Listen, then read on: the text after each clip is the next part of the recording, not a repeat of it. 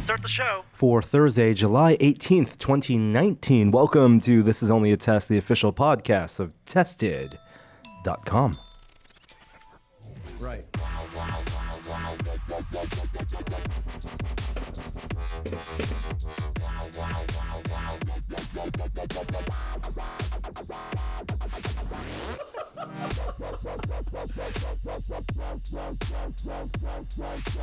Look at that fucking squirrel on my bird feeder. And then suddenly, the Enterprise D's bridge. Hello and welcome to this very special empty office edition of the Tested Podcast. Don't worry though, we still have two other people for me to chat with. It's not going to be just me the entire for 2 hours. But it is an empty office because half our team is in Washington, D.C. We'll get to them in just a second. I want to introduce our two co-hosts today. You got Kishore Hari manning the sound, crewing the soundboard. How are you doing, Kishore? I'm doing great. Is this what the plot of The Leftovers is? Like what we're experiencing now? Everyone else left us for one of the greatest events of 2019, and we're just left behind. Raptured? Maybe? No, I always think of it more like the Star Trek Next Generation episode Remember Me, in which Beverly Crusher is trapped in an ever-shrinking universe, and people just don't remember that, you know, there were more people, and then in the end, it's just her and Wesley. Most people don't know. Inspiration for the movie Coco came from that episode of TNG. What? Yeah. Do you know that the song Coco in the Pixar movie Coco is also Remember Me? He made it funny. It wasn't that funny. A dad joke. Yeah, I am a dad. I'm allowed. I'm legally entitled. And as cued in by our dubstep intro, Will is also here. Will, how you doing? I'm doing great, Norm. How about you? I'm doing okay. I'm better from last week. Last week I had that nasty cough and cold, and I think it's basically all gone. So Robot Norm is back. Oh yeah. You got your full Norm voice going here. It seems good. Seems like you're back in the game. You know, we were reading to my child last night the children's book Boy Plus Bot. Have you ever read that? No, never seen that one. Yeah. Well, I'm queued up to do all the robot voices. Yeah. Enjoy doing robots. Enjoy doing voices. I'm not allowed to do voices anymore. Why are you not allowed to do voices? What voice did you do? What voice did you do? Look, my Billy Goat's gruff will fuck you up. You're Harry McNary. I don't know what that one is. I've never heard of Harry McNary. Yeah, there are a lot of children's books out there. There are a lot. As I'm finding. You know, you go to a kid's birthday party and everyone says bring a book. And the big fear is you're going to bring a book that someone already has. It's very important to bring a new and interesting book. No. You just give up, just bring Goodnight Moon, and everyone's like, yeah, I still love that. I don't mind but having they have like 8 4 copies of No. So, okay, here's I'm going to give you 5 kids' books you can take to kids' book birthday parties. Okay. Tuesday, Neil Gaiman, real good. Super solid. Nobody Tuesday. has it. Yes. CHU. It's about a panda who sneezes. We have that. We have He's Tuesday. a special needs panda. We gave it to you. Yeah. Yeah. It's a great book. Thank you, Will. You're welcome. The Dragons Love Tacos or Dragons Love Tacos 2. Both very good, very silly. Pants loads of tacos in there. Endorse on that one. Great book. Yeah. The book with no pictures. Oh, BJ Novak's book? Yeah, that was very good. Jeremy recommended that, and that is spectacular. Hold on, I had 2 more, and now they're gone. The Day the Crayons Quit? The Crayons Quit is a classic. That's a classic. Harold and the Purple Crayon in the crayon oeuvre, very strong. Oeuvre. And then, what's the dark horse here? What's the real edge case? What's something that's gonna blow some minds? No, I mean you got to go with what's the Botus book? You know, the John Oliver, The Bunny of the United States. Oh, no. Don't give your... Look, the kids are going to have plenty of time to get angry about politics later. How about Little Bunny Follows His Nose? It's about a bunny who goes on an adventure in the countryside, and it's scratch and sniff. Scratch and sniff. Scratch and sniff. No. Marlon Bundo. That's what I was thinking of. Marlon Bundo. It's a great book. Day in the life. I'm a big duck in the truck. It's this duck that just constantly gets into shenanigans. Yeah. What does it take to write a children's book? You got to already have a book deal for something else, I think. Right, as you're reading, like I'm sure both of you have read many children's books to your kids. At some point, doesn't every parent, when they're reading these books, think, I could do this? I wrote one. My kid loves it. Never gonna. Nobody else is ever gonna see it. You gonna Martian that shit? No, I don't. I can't. Look, what? Best case, I make enough money to maybe not make it an incredible pain. There's no way. Is it the more? market's flooded. Is more important to have good art, or does Both. the concept? Like, no, I think you have to have I think it's actually much harder than you're giving it credit for. Yeah. You have to write something that's both entertaining for the child, like going to be not scary, have an arc that they can follow, be simple enough, but still embody a theme, and carry a story for the adults too that are reading it. some sort of subversive thing that's what Pixar is good at, right? They all audiences can appreciate it for all the different subtext. So, Waiting is a good example. It's like this. It's kind of like a Zen koan of a book about these toys that just hang out and wait and watch the seasons go by, and it introduces seasons and weather and fireworks and like the idea that the world around you changes. Developmental, There's always hidden lesson. well, so. I mean, at the beginning, you read books so your kids are exposed to more words than you probably use on the day-to-day, which I would bet is less of a problem for the three of us than it is for a lot of people. Yeah, I'm not talking about a book for like a 7-year-old. I'm talking about a book for like a 2-year-old. When you're reading to your baby right now, you're reading so that he hears more words than he's normally accustomed Yeah. to. You could read him whatever. You could read the Wall Street Journal to him at this point, and he doesn't care. Books, how many words like a typical children's book can't have more than, 200 words? Well, so they Total? vary. Like a lot of them, the ones that are designed to be learn to read books, like Gerald and Piggy by Mo Willems, which is a great series. Those use like the 300 or 500 something most common words, so they're easy for the kids to read. As they're like, you can transition from reading them to your kid to the kid learning to read on their own because there's a relatively simple number of words and they're mostly sight words. So the ones they learned in kindergarten and preschool. Mo Williams, surprisingly funny, usually does stuff at Sketchfest every year too. So it's really? basically like Thing Explainer, but even simpler. So Thing Explainer, I tried Thing Explainer. It was way too complicated at age 5. Really? But it has good art. Good art and simple words. The art is interesting for olds and boring for youngs because remember they don't have context for like why the space shuttle is cool. I would love to hear from like a book agent or publishing. Yeah, I'd love to agent. hear it from a book agent. And great. like what does a pitch for a children's book typically look like? We've seen Elf. I know it can't be like that. Yeah, It can't just be James like Caan gets drunk and like makes and, a and the dude half-assed from book. Tenacious D, Yeah. like just Yeah. the non-Jack Black guy. And then what's Sits his in a name? room and Tyrion comes in and gets really angry because And there's they a steal his misunderstanding. ideas. Yeah, exactly. That's children's book publishing in a nutshell. Wow. Yeah. All right. I really recommend audio story podcasts for your kids too, because then you're double reinforcing narrative structure to them. Do these use up entire Audible credits? Because I don't think that's a good use of my No, monthly they're Audible free credit. podcasts. There's a bunch of free podcasts that are kids. Like Storytime Eleanor- Pirates, great Yeah. one. Eleanor Amplified is good. We've talked about that before. Also, like it's super easy to record an audiobook for your kid now. Like you yourself Yeah, like record if- an like, audiobook? When I was That traveling a lot sounds for like Tested, some type of We like could do that for proxy parenting. a podcast coming up. Good night, Moon. exactly. You Good open up night, the Moon. voice recorder on your phone. Literally, just do the thing, and then you send it to your spouse or Wow. put it on your This is what you should do, SoundCloud Will. or I know whatever. you're thinking about bringing back a bunch of dads, but at the Yeah. end of every episode, we steal somebody's story. you steal someone's story and do your own reading, and then people can clip out that and play for their children your audiobook take. I think people would sue me for that. I think I would get in trouble. It's in creative interpretation. Not if you just add ASMR in front of it and Oh, that's upload it true. to YouTube. You'll be Right. fine. The filters won't catch that. Good night, Moon. Good night, bowl of mush. Good night, big bag of nuts. Exactly. Just riff on it. You just have to. If it's a Mad Libs thing, then then you're adding value to it. That's true. We could Mad Libs the story time. Wow. Yeah. Okay. I'm curious. These are things I think about. I'm sure every parent has thought about this. You have a lot of time. Writing a children's book. I could do this. I could do this. Mine's about a little spider. Oh. Yeah. Thanks. Thanks, Kishore. You guys do anything fun over the weekend? Yeah, I had people over, but it wasn't really that great. I had an experience. So my kid has discovered this thing called YouTube. Oh, Oh, no. God, I'm no. so Get him sorry. away.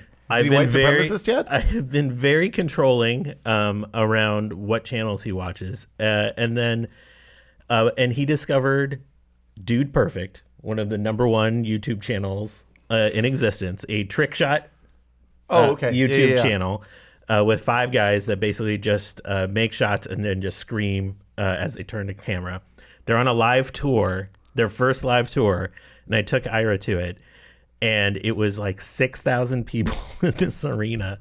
And by 6,000 people, I mean there was about 3,000 parents and then 3,000 kids screaming as loud as possible my for God. 2.5 hours consecutively. So- it was amazing. What was the program of events? Were they just doing crazy shots and So for 50 times in a row and filming them and on stage, or what? weirdly enough, if you've seen Adam's stage shows, Yeah. there's a lot of common links that you can see as Science if you stunts. take a step back. So they basically architect the theme around sort of like it's all sports themed. So they all had like intro music and like dances. There was like a DJ off to the side of the stage my playing like gosh. hype music as they came on board. But then they had these like discrete segments. And in one of the segments, there's a giant smoke ring launcher that launches a smoke ring into the crowd. Kids love that. Kids love it.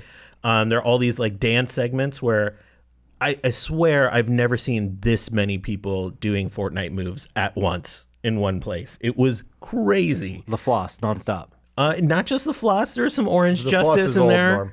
Yeah, come on, get with the times. Also, Fortnite is over. Yeah. Hold on. What are kids into now? Apex? Hunting people for sport in I real think life? it's all Mario Maker right now. Mario Maker for kids? That seems like something that angry old men do. Well, I mean, that's true as well, but my kid just wants to make Mario Maker levels. But anyways, Dude Perfect was totally an experience. I've never seen a kind of a crowd like that was cheering about people throwing basketballs at targets and doing zany stuff. But you know what? At some point I just kind of let go and was into the experience. And, it was pretty fun. That's what you do in those things. Like I took my daughter to Disney on Ice last summer, which 3 years ago I would have described as a cold season in hell. But yeah, it was really fun. The kids were super pumped up and they had a good time. And like it's the closest they get to theater at this age, right? It was very, very good production values too.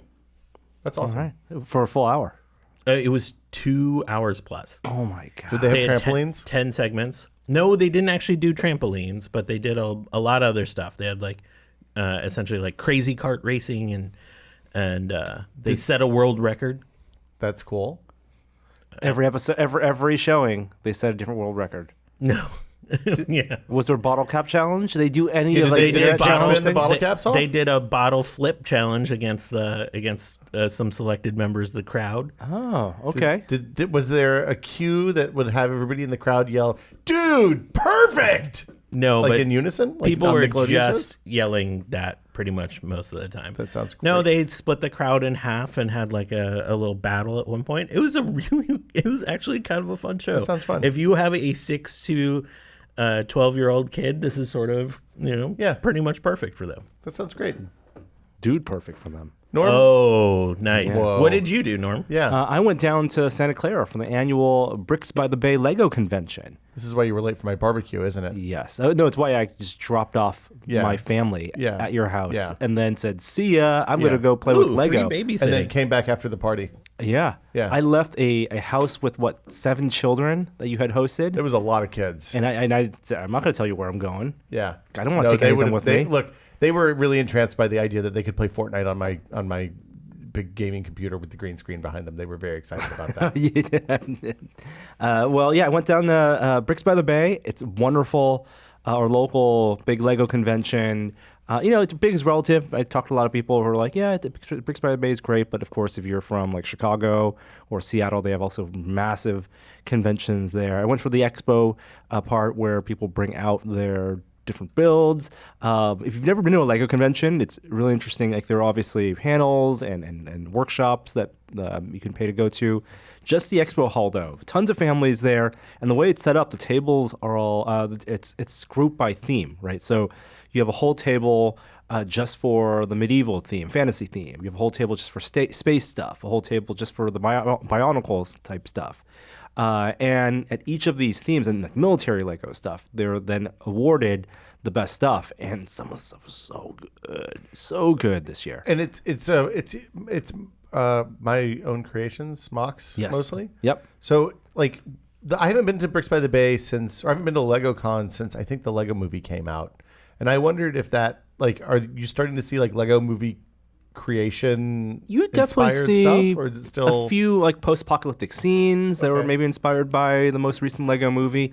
But I think there are just some enduring themes that people just love building space stuff. Some people love building military stuff because Lego never put out an official military set. They don't do guns, but you can build tanks, you can build airplanes, and they had a whole airstrip with tons of airplanes on them.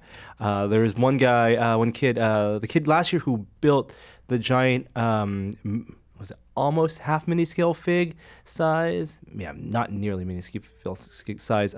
Saturn rocket, the Saturn V rocket. What's super mini tall. scale? Minifig scale would be this. The scale for a minifig to be the right. No. So that means it would be like that would be 10 feet high or something. No, this one was definitely around 10 feet high, but I don't think it was actually minifig scale. It might have been like half minifig scale. I forget. But he also does minifig scale airplanes, full 737s with interiors. Holy cow. And he had all those displayed as well. So those are wonderful. And this is your first time seeing that build, right? Because they do it at other conventions, right? Yeah. First time seeing a lot of stuff. Some stuff is brought back from past years. They did recognize a few things from past years, which is totally fine. One area that I never really explored in past LEGO conventions, we got a chance to spend a bit of time with this year, was the Great Ball Contraption. This is a fan-made theme, which is... how do I explain this? It's basically, the idea is this guy set up a set of rules where you can build a Rube Goldberg machine with other people, and you build your own module and other people build their modules, and the rules define the insert point and the exit point of these tiny balls. XY and stuff like exactly. that? Okay. And so all of these modules, they can be big or small, but they need to have like a 10 brick by 10 brick space where the balls enter, and also 10 brick by 10 brick space where the balls kind of exit and connect to the next one. It needs to be fit in a certain location, and they need to pass a certain number of balls through per minute, a rate, right? So like one ball a minute or something, at a minimum, because you can't go too fast because you don't want to then ruin where the balls are going next, or you can't hold up balls and have them all stack up. But basically, within those basic rules, there's almost an infinite number of different possibilities. And so you had people building very, very elaborate, ball movers, essentially, right? They're systems where they're little cup and balls where they just kind of link together. There were hand pickers, so like little they would go down and pick the balls from one chamber and move to another chamber. There were trains that would then load up because the rate, you have like 30 balls in 5 minutes, and then they would gather all these balls, load them up into a train, move it down the track, and then unload. And then one that I really love was this 9-hole mini golf course. Oh, wow. And each of the holes was its own module, and then they were linked. And at Bricks by the Bay, they had like a 46 module setup, which was impressive.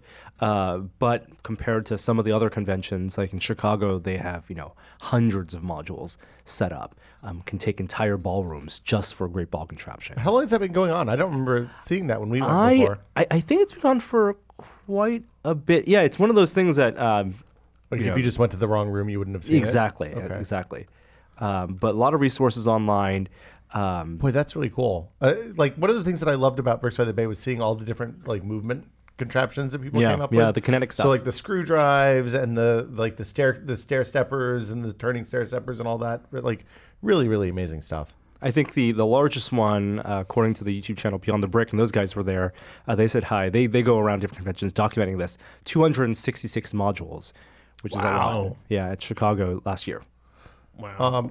So just a quick plug on the pop culture front. We started watching Holy Moly. Oh, yes. I would love to talk to the people who designed the holes for Holy Moly. So explain what Holy Moly is. This is the Holy Moly TV show. Is Steph Curry's signature TV show. It's in the ABC summer family weeknight family show vein, but it's basically cranked up mini golf where the obstacles it's mini golf meets Wipeout is the shorthand. But they for example, Everybody's been to the mini golf course that has the windmill obstacle. The windmill turns. You have to hit the ball through the windmill. On Holy Moly, you also have to get your body through a windmill that moves much faster and is sturdy enough to knock you off into some water. So American Gladiators kind of stunt. Maybe Ninja Warrior. Okay. Yeah, it's more like Wipeout because it has a sort of a sense of humor and it's all just silly. Is it all normals who compete? Yes. I mean, it's difficult to say because like some of them claim to have like deep mini golf expertise, but that also could just be TV magic. So enthusiasts. But like the hosts are comedians and they're kind of Rob Riggle. Rob Riggle's the color guy. It's pretty good. Like it appeals to both parents and adults, parents and children. My fear for that is the novelty of mini golf, or putt-putt, as some people call it, is the course design. And unless they're building and unveiling new courses every episode, I could see it getting stale. So they only play at most, I think, 3 holes per player. So like they do it as a head-to-head, 1 hole per person. One hole per one person advances past each hole. Mm-hmm. So you only see maybe 1 or 2 people play the hole. Sometimes they don't even show the people play the hole if they're boring, it seems like. Oh. Like it's definitely skews in favor of entertainment over TV. But like Steph Curry's there, he's doing his Steph Curry thing. He loves golf. Yeah. He seems to really love mini golf. I think he also really likes making money too, would be my guess. So Wow. Extra enthusiastic Broadcast about this. television. Yeah, exactly. ABC money. Yeah. All right. All right. So let's get to our top story, I guess.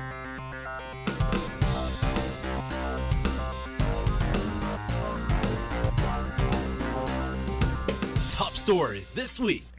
All right. Well, we got to talk about Apollo. It's where half the team is this week. Adam, along with everyone but Gunther and me, they're in Washington, D.C. right now. And as you're listening to this, they might even be in the middle of a build with Project Egress. But they're there as part of the Smithsonian National Air and Space Museum's celebration of the 50th anniversary of the Apollo. This is the first moon I'm landing. hearing of this. What is happening this week? This is unbelievable. I just can't believe that they're not going to let Adam and Jen out unless they complete the hatch. Right. Like they're just trapped in there. They got to build the hatch and then get open out. it to get out of the room That's how they're they get in. off the stage. Yeah. It is the ultimate escape room. What's going on, like even before Saturday, which is the anniversary of the landing, there's stuff going on right now. Wait, this is an along. anniversary? I thought this was the 50th Apollo mission. Oh, I wish. Apollo 50. Yeah, we only got 17 Apollo missions? But a lot of them weren't manned. I think there's first of all, even if you're not in DC, there's stuff pretty much happening everywhere in the U.S. Every science museum in the country had better have something going this week. I mean, here in the Bay Area, the USS Hornet, which is the aircraft carrier that picked up the Apollo 11 capsule when it landed in the Atlantic, has a whole overnight program where you can sleep aboard, and the next morning they have Navy veterans that served aboard the ship when they retrieve the astronauts from the module there to talk about the experience. Pretty much every science museum, as you said, is having viewings. They have the Apollo 11 documentary, like a cut down version that they're showing. So just go to stuff. I said this last week. Lean into it. It's awesome. It is probably it is the singular achievement of the 20th century that I wish I was alive for. Yeah, agreed. At the Hornet, you can see where their feet first hit the ground when they got off the helicopter, which is, I mean, You can stand where Nixon stood when he shook their hands. you can also stand where Neil Armstrong stood, which I think is the better spot. Probably cooler. Yeah. The stuff in DC though. The suit has been unveiled. Oh, really? Unveiled, The one that they've been day and a working half on ago. for 3 years? Yeah, so the restoration, the whole display under glass has his quote. The pose is really cool, and it's a really nice display where you can see at least 3 sides of the suits. You can kind of rock around it a little bit. I mean, it's funny, but they had, I can't remember which astronaut it was, but at the expansion for the Air and Space Museum, they had, I think it was Eugene Cernan's suit, but I can't remember. It's awe-inspiring to look at that and see the dust on it and know that came from another world, and that it it traveled hundreds of thousands of kilometers there and back, and that you can Like anybody can just go in and see that thing, right? That's awesome. When they embarked on that restoration project on the suit, I kind of didn't know what to expect the suit to look like, but it looks rough still, which is perfect. And what you're talking about, Will, at Udvar Hazy, you can come right up to it and see the gloves. And you can totally see all that like regolith dust just, sitting embedded in the suit. I really like the display they did, partially because even though it's sort of, 8-10 feet tall, glass on two sides, and you can just see it sort of, it's not like obnoxious. It's a very kind of understated, this is Neil Armstrong suit, with a backdrop of of that famous quote. It was James Irwin's at Udvar Hazy, by the way. We have on the site. I mean, but we're filming a bunch of stuff that will be put up in the coming weeks. But we were at NASA Ames Research Center a couple weeks ago, and we have an episode of Off-World in which planetary scientists talk with us about the film A Trip to the Moon, the very first science fiction film. 1902, George Méliès, and we do it in their visitor center with a piece of moon rock, an actual piece of moon rock on the Did you get table. to touch it? Well, it's enclosed. Enclosed. It's Okay. enclosed. The answer better be no. They used to have a piece of, I think it was an asteroid probably, that they let you touch at the Air and Space Museum when I was No, a kid. I think I know which moon rock you're referring to, and Yeah. there's no way No, you're touching that. It's a pretty big piece. Because they brought, I think, something like 800 pounds of moon Rocks, rock yeah. Total back back. from the Apollo 11 mission. No. It's 800 Total? from all the Apollo missions. Oh, I got it sorry. wrong on the podcast, but this piece was from Apollo 15, I believe. Oh, okay. Yeah, which is Yeah. like 70 kilograms or 100 something pounds. Wow, that's a big old chunk of. No, total from from that mission. that This mission. is a small. Okay. Small piece. We should talk about the stuff that's happening in DC, because we got our first shots of it Oh my last God, night. it's so cool. Like I don't even know where to start. I'm in blown awe away. of the team that came up with this idea, because it's such like the perfect idea. They're projecting the Saturn V on the side of the Washington Monument. It's not just the Saturn V. It's an animation of the Saturn V. So, one, it gives you a real sense of scale, like in-person scale of how big the rocket. Unless you've been to JSC and you've seen the Saturn V in the hangar, like laid. But that's Even then, it's that's still laying laid down and then, it's yes. separate. And, It's not- and that it's- gives you a really good sense of like how big the Yeah. rockets are, right? The engines are, but how big it is when it's on the truss, when it was on the gantry before it's about to launch. The Washington Monument's big, but the Saturn V goes like almost up to like to the top. 3/4 of Yeah. it. So It's is that to astounding. scale? I think it is to scale, 1-to-1 Saturn Because V. I thought sort of what's it called, the gantry, the thing that's the side building that with all the loading and fueling. I imagine that's not perfectly to scale just because of the shape of the monument. But So the Washington Monument's 555 feet high, And the Saturn Saturn V's- V's 363. That's oh, right. so Yeah. it is to probably scale to that. scale. Yeah. Wow. I'm also blown away. It's not just the Saturn V on it. It's because they surround that whole grassy area beyond with next to the monument with screens of the crowd. It's going to have crowd shots from the Apollo 11 launch. It's There's a countdown timer. Countdown timer. That it's just one giant screen that's Are dedicated. they going to to the launch it countdown. off of the Washington Monument? What if the Washington Monument just opens up, the rocket shoots out? And it's, That'd be very Thunderbirds thing that'd be very cool. to happen. I feel like if you're anywhere near DC, you should just go to this. This has got to be one of those singular moments. Also, I think it's kind of cool that they're doing some really late night ones. There's some after midnight where they're going to do this projection. It's playing throughout the week. Yeah, it's playing throughout the week, but the projection mapping usually doesn't happen until about 9:30 each night local time. And what I think is, if anyone spent time on the National Mall like after dark, it's kind of a serene, amazing place, like being next to the Lincoln Memorial and the reflecting pool at night. And to be in that location with all of this happening, I think it's just got to be one of those spectacular moments.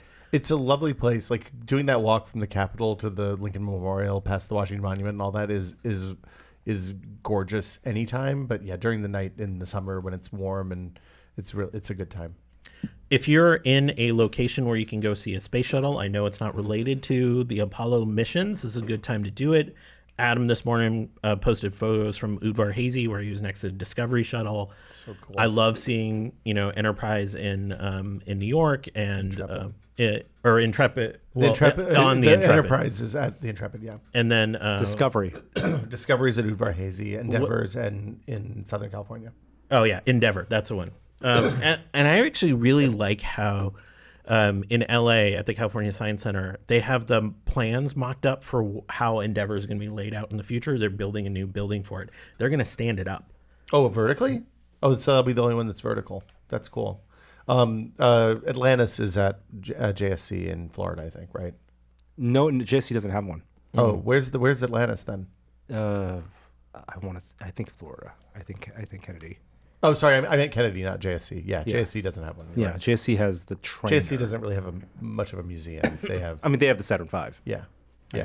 One other plug, Apollo in real time on the web. Apollo 50th, Apollo _50, I think is what it is. Is that right? No, there's a site. It's apolloinrealtime.com, I think. Oh. And you can follow along. Like at this point, I believe the lander, as we're recording this, is in orbit, and it's about to do the burn to the moon, or close to now.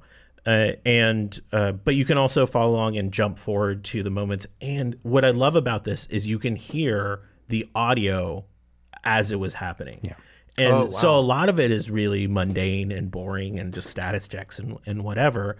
But I don't know. There's something. I was listening to it. I was working late last night, and I just turned it on at like 1 a.m. And you can just it's kind of soothing to hear the back and forth, and it's very calm and exactly how you would expect. I mean, the ambient aspect of it is really cool, but it's the fact that it's being played in real time and other people are listening to it the same, but the shared experience, right? That if you're tuning into it at middle of the night, someone else around the world who's following it is doing the same thing, which was the shared experience that they did 50 years ago as people were anticipating the landing and just paying close attention to these astronauts. So Adam's building the hatch right now.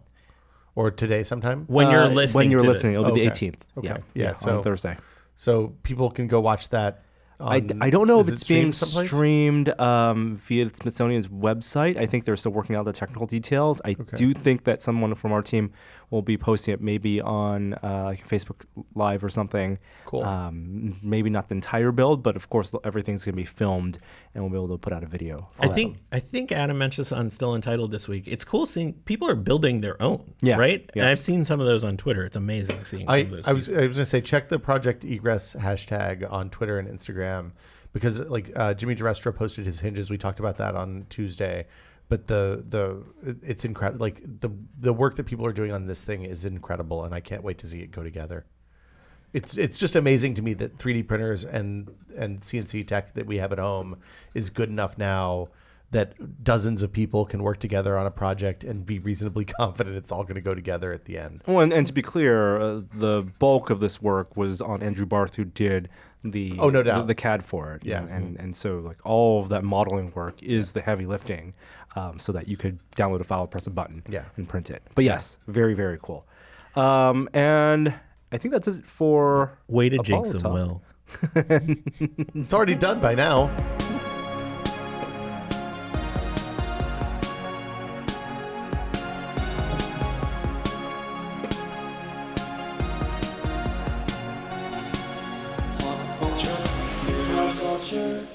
All right, on the pop culture side, we have also San Diego Comic-Con happening right now as well.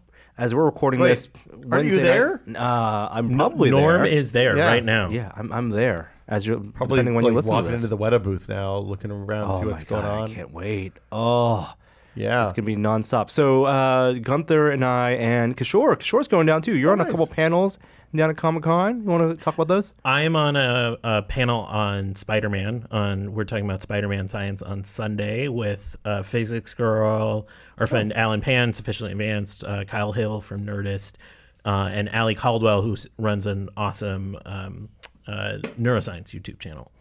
cool. which is going to be a lot of fun to talk about that. There's actually a ton of science panels at San Diego this year, and a lot of great science YouTubers and science communicators. A lot of people from NASA are going to be there. So go see a science panel when you can't get What into Hall are H. your most anticipated pop culture things for Comic-Con this year? Like the big announcements, the big footage reveals.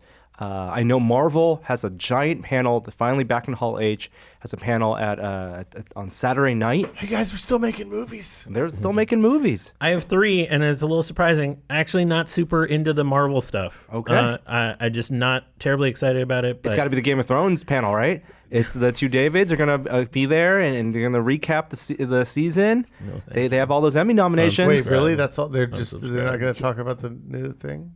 I don't think they're Are they talking going to talk about the why prequel. that episode was so dark? Or are they going to talk about Maybe like they are getting out there in front of the public and doing an hour-long panel in People which are the just two gonna throw stuff showrunners. at 'em. I think some of the cast members will be there too, so people are going to be polite, hopefully. But they're going to roll with it. I think they've probably prepped. It's like, they're going to go through the gauntlet. They're going to own it. Well, look at the check's cleared. They don't care anymore, right? And the Emmy nominations are Yeah. here, so they don't really care anymore either. they got Emmy nominations, really? Oh, more Alfie so Allen. than any past season. Do you think this is a Return of the King sitch where they're like, oh shit, this is a big deal. Maybe we should give them some awards. I mean, Return of the King, they did not just- give them the awards, and then they did for Return of the King. Game of what I'm Thrones saying. has won in the past numerous times. This Okay. is just the nom. okay. It's nice to be nominated. Yeah. Oh. I'm right, not so- excited about anything in Hall H. I don't, except for one thing, which is Picard. Yep. Picard all day long. Card and the dog. You think the dog's gonna be there? I hope so. Come on, give me that dog. I want to know all about the dog. I want to know the dog's backstory. I mean, how much do you want to see Patrick Stewart just walk out there with a dog? That would be it. I would just walk out. if it's just at that Patrick point. Stewart sitting on the edge of the stage with the dog, like and a nice microphone. plush chair. No. I mean, like he literally walks up to the front of the stage, shoes the chair, plops down, knees over the edge, and just starts rapping. with And just people. says, make it so. just like, hey, let's talk. You want to talk Picard? Let's talk Picard. Engage. This is the role I was born to play.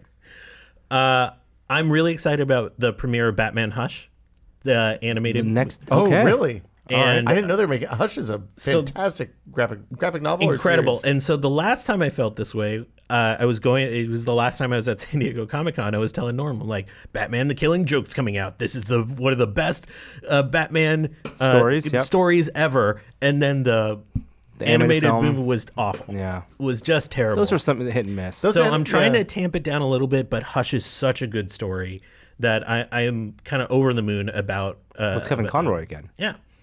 And then I think I talked Norm into going to see a DS9 retrospective panel with Ira yeah. Stephen Bear. Wow. I'm Yeah, really excited There's gonna about be footage that. that they did not include in the documentary. Ooh. So this is the panel that is going to be a retrospective on the making of the retrospective documentary That's a that little. they made. I mean, that's what it. Neighborly. That's the pitch of it. But cast members are going to be there, and I think it'll end up being about DS9 again. Yeah, I can't wait. How about you? I am excited for the Marvel stuff because I know that they're going to save some stuff for D23 happening in August. I don't think they're going to announce films that we have not heard announced yet. But because we did get big Marvel news just this week, I think they're going to have to tell us a little bit about that. So the big Marvel news is, of course, the first franchise in the MCU to have its fourth movie. It's going to be Thor. Thor 4 is coming in 2021? Did you going to spell 2020? it THOUR? Well, some people are speculating that, because James Gunn's doing Guardians of the Galaxy 3 and it's confirmed that Thor will not be in Guardians of the Galaxy 3. What? But he got on that ship at the end of that other movie. Maybe Thor 4 will be as Guardians of the Galaxy. Okay. Thor. Who did Steve Kim online say? I thought that was a fantastic idea. That they won't do this, but Taika Waititi and James Gunn should do Rashomon and have Thor 4 be as Guardians of the Galaxy, the same story, but from Thor's perspective. And, Oh my and God. Guardians of the Galaxy be the same story, but from Star-Lord's perspective. And it's the same adventure. I've got to go. This is too They could use the good. same sets. Oh my God, I would watch that. I would Right? watch that so hard. Back to back. I would watch that so hard. Holy shit. What an Wow. incredibly high concept baller thing to do. That would be such a baller thing to do. wow. Oh my God, like totally different soundtracks. Totally Exactly. Oh. Exactly. You just get the same. You got to pay the actors twice. It's very expensive. You shoot know, the movie a lot twice, of coordination, yeah. right? But you got to shoot it twice. But you could use the same sets. You could use the same story, and you could of course they go in divergent paths. But like the scenes that they're in together would be so funny. It would be an acting challenge too. It's like both a writing and acting challenge. It's like reading Hell's Angels and Electric Kool-Aid Acid Test, and they oh my God, that's so good. Yeah. Steve's a genius. He should be in charge of Marvel. They should hire that guy. Incredible. No, stick to making GIFs. Yeah. On the internet. Those are also great. I'm really excited about Thor 4. It is, yeah. So it came with a little bit of a grain of salt because, of course, Taika Waititi was slated to make Akira for Warner Brothers, but it sounds like that's put on hold again. So the long saga of Akira, the adaptation of Akira, It's cursed. continues. It's never going to happen. Maybe it shouldn't happen. It's never going to happen. I mean, they're doing a remaster of the original anime, Yeah, that seems right? good. And then I think that story is continuing in TV series form. So maybe that's the best fit for Akira. Maybe we don't need to see a live action Akira as much as I'd love to see a Taika Waititi take on that. But I'm also super glad he's coming back for Thor 4. We didn't see Korg die, so I'm hoping Korg is still alive.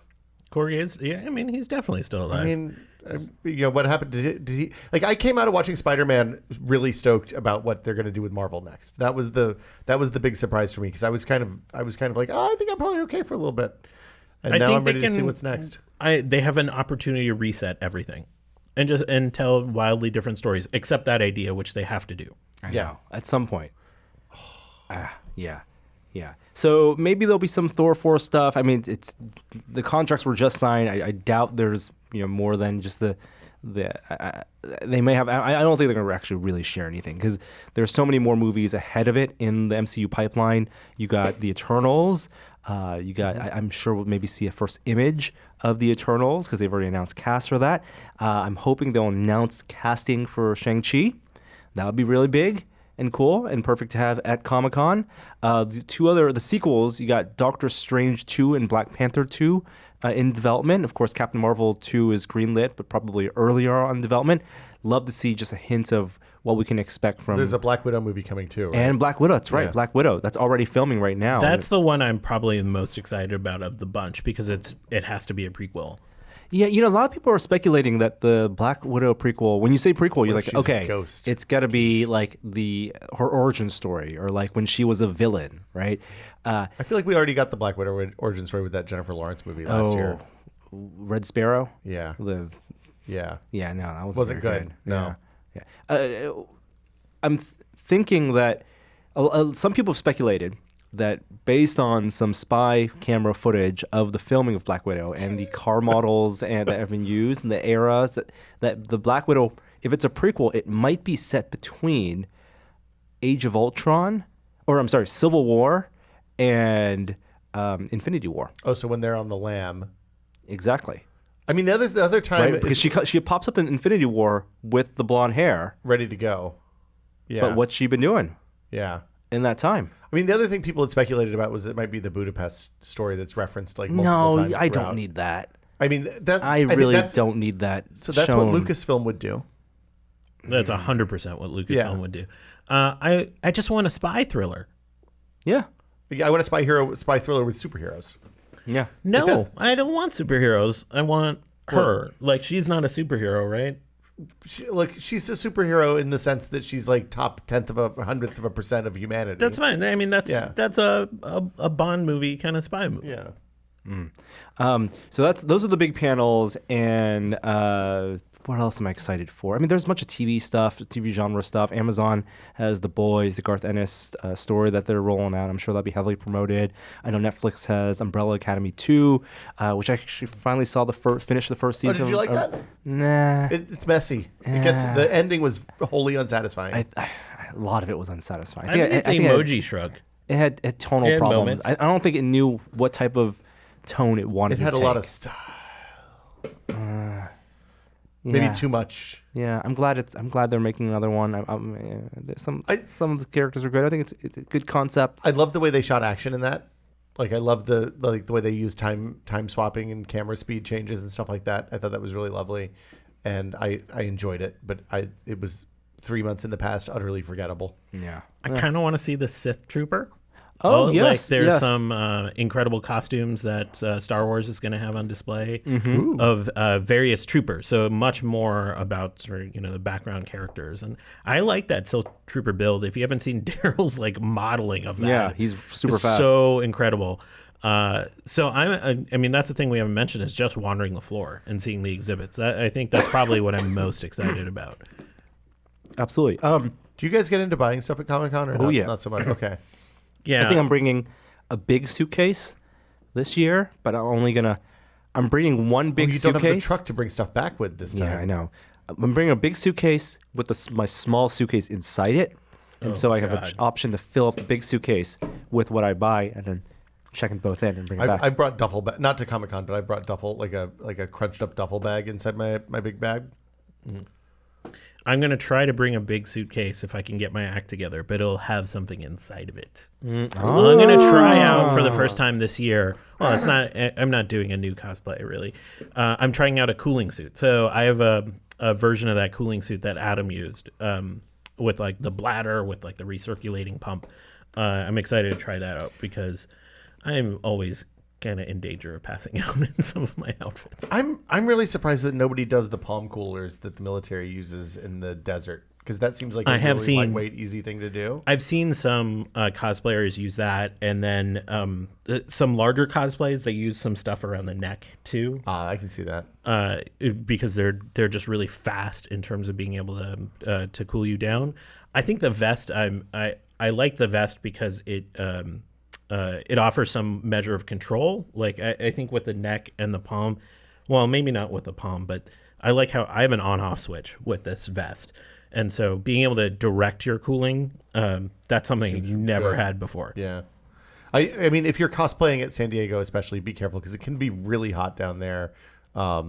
I remember the year that Frank did the Rancor. I thought he was going to pass out inside that thing. Yeah. We had to pop it off of him real fast. So be careful. I almost passed out in Atlanta last year. Yeah. God, Atlanta's even worse. Just be smart. And we'll have lots from Comic-Con. We'll be filming a bunch of videos there. Shore's going to hang out with us. I think we'll be doing it's a lot of filming. It'll be a whole different flavor of Comic-Con because we won't have an incognito to film. If you're at Comic-Con, hit us up, especially if you have something cool to show off. Yeah, please. Interviews, anything. Just let us know. We'll be wandering the floor. We'll go through the other pop culture stuff rather quickly. Lego ideas. Oh, this is a leak, but I saw it on a blog, and so I want to talk about it. But the next Lego ideas kit is probably coming out in the next month or so, but it's going to be the Lego Treehouse. Now, you got to look at a picture of this. Click the link. Check the picture out. It's going to be a 3,000-piece treehouse that looks incredible. It's a pretty good-looking treehouse. Now, some people have complained a little bit because the design that was voted on to win in Lego Ideas, I think that treehouse actually looks better, and obviously Lego designers It's more modern, yeah. Not just more modern, but like I think the layering of the the foliage and also the branches and also the steps, it just looks the composition looks a little bit better in that original. Which one is the original, the right or the left? The original is on the right. The box is the final product. I like the way the central trunk looks on the original. Yeah, exactly. Right. Yeah, the central trunk on the one that's coming out is a little boring. And then, but it's coming. I think it's going to have a $200 price tag. That's really 3,000 good pieces. That's not for bad 3,000 pieces, at all. And 3,000 pieces is going to be a massive kit. I can't wait. I'm glad it's not something branded. I'm glad That's that why I they like seem that. to be alternating a branded thing and an original creation. It's really good. The last Lego Ideas one that the Fishman's Village was beautiful. The wood planking and that one sold out pretty quickly, and so I don't want to regret not getting this one. Do they throw a little cheddar back to the people who submitted these designs? Nope. You think? I don't Wow, think so. it's wow. Yeah. But I think that's pretty clear up front, too. Yeah. Well, yeah, but I mean, I don't know. That seems a little. Lego's a pretty big company. They could, chuck a little change. I think it over would there. ruin the spirit of the whole. It's not a competition, but of the whole process. I guess you can turn this into Lego other Lego work if you're the successful designer of a Lego project. Yeah. Lego ideas. It's a nice notch in your belt. You get a good merit badge for it. For All Mankind, there's a new trailer for it. So this is the Apple Plus show. That Ronald Moore is Ronald Moore of helming. BSG? Yes, and So- Star Trek DS9. I was much less interested. I mean, Ronald Moore, solid. He's had some hits and misses. I mean, has he done sci-fi in a while? Because he did BSG Outlander, is the last real right? thing. Yeah. and Outlander was the last thing he really did that. Big success, of course, and that's a little bit of science fiction, I guess. But Michael Okuda, From Star Trek? yes, one of the designers of the designer of Elcars. Yeah. He's working on this, and so that gets me super interested. Didn't he name the Jeffries tubes also? I don't think that was named after Matt Jeffries, who designed the original. Well, I mean, but I don't know. somebody had to apply that name. It probably wasn't Matt Jeffries. I don't know. Maybe not. Okay. He wrote the 1701D service manual, the one that you could buy when I was a kid. Yeah, that I said bought the art and read for it. Yes, obsessively. yeah, the red cover one. Yeah. I'm excited about this because it's Man in the High Castle alt history applied to the space race. Wait, what? So that's a show. That's the conceit of the show. Is it's alternate reality, where the Soviets got to the moon first, and the space race never ended. Wow. I thought that this was just like From Earth to the Moon kind of do-over that was maybe dramatized. No, this Sounds bonkers. it could be really amazing. It seems to be one of the big flagship shows for the Apple Plus series, and Casting is is it Joel Kinnaman? yeah. Yeah, reliable, but all in for a science-themed alternate reality series. I love these alt history things, so I'm all about this. I still don't know if it's gonna be enough for me to sign up for the service, but that's a different question altogether. Look, you sign up for the service for a couple of weeks and you just jam through the whole show. and DC then- Universe understands how I feel about doing that because I do that to them all the time. Yeah. I know, Will, you haven't seen Stranger Things yet. Kishore, have you watched season 3? Have you started? I am now 3 episodes in. Okay. All right. 3 out of 8, I believe it is. Well, even if you've seen the first episode, you know that one of the big characters in the new season is the Starcourt Mall. This is a big location. It is incredibly detailed, and now there's some information about how this mall was built out, and part of it comes from just like how HBO did a podcast to accompany the Chernobyl series. Netflix has a podcast to accompany the new Stranger Things season, and so you can listen to that. I think it's on NetflixBehindTheScenes.com. But one of the episodes is just about the making of this mall, restoring it to 1980s era, decor. And they built this mall inside an existing mall, like half of the mall. They just rented out and built it out. And people have gone in and filmed because they didn't take down the set. I think what the idea was Netflix was contemplating opening up this set as like a promotional location where people can visit it and live in the world, of inhabit the 80s again. But they decided they didn't want to do that. It was too expensive for one reason or other. And so they will be tearing down these sets. But before they got to happen, because I don't think they're using that set for next season, people did go through and film inside the Starcourt Mall. It turns out you can get access, like you can buy a mall for nothing these days. Most, like the mall in my hometown, you could buy for basically taking over the debt outstanding on the mall. It was, malls are cheap. I mean, debt is expensive. Well, no, that wasn't much. Look, a nice house in San Francisco cost significantly more than the mall. Wow. Yeah. That's crazy. Well, I mean, it basically needs to be demolished so that something useful can be put there because people don't go to malls anymore, apparently. Yeah. Throughout the video tours and the pictures of the mall, it does turn out that a lot of the areas they built out weren't really explored in the show or got cut from the show. And so the seating department really went all out. There's a whole computer. We talked last week about whether there was an arcade. There is a computer store in the mall. What? Yeah, it was called the Game Player and had a Commodore 64. And then some stuff people, the eagle eye will say that stuff wasn't released in 1985, released a little later, whatever. But the fact that was all built out, even though it wasn't really featured in the show, was just a testament to the amount of detail they put in. The behind the scenes footage is kind of great because it literally seems like somebody like jumped a fence. Yeah, and you can see fences in there that they blocked off the areas. I think just wandered around with a part of the mall is still operating too. Like Really? Yeah, it's still like there's an old Sears there or something. Yeah, Sears never dies. They just fade away. Yeah. In terms of locations, now Galaxy's Edge is open in LA. Is it open in Florida yet at Walt Disney World? Not yet. Soon, right? Yeah, I think my housemate went over and it wasn't open then. But neither will have Rise of the Resistance until the end of this year. And there is time for this. Is the other big dark ride that will be in Galaxy's Edge, the one I'm actually a little more excited for than the Millennium Falcon ride. But it will open at December 5th at Walt Disney World.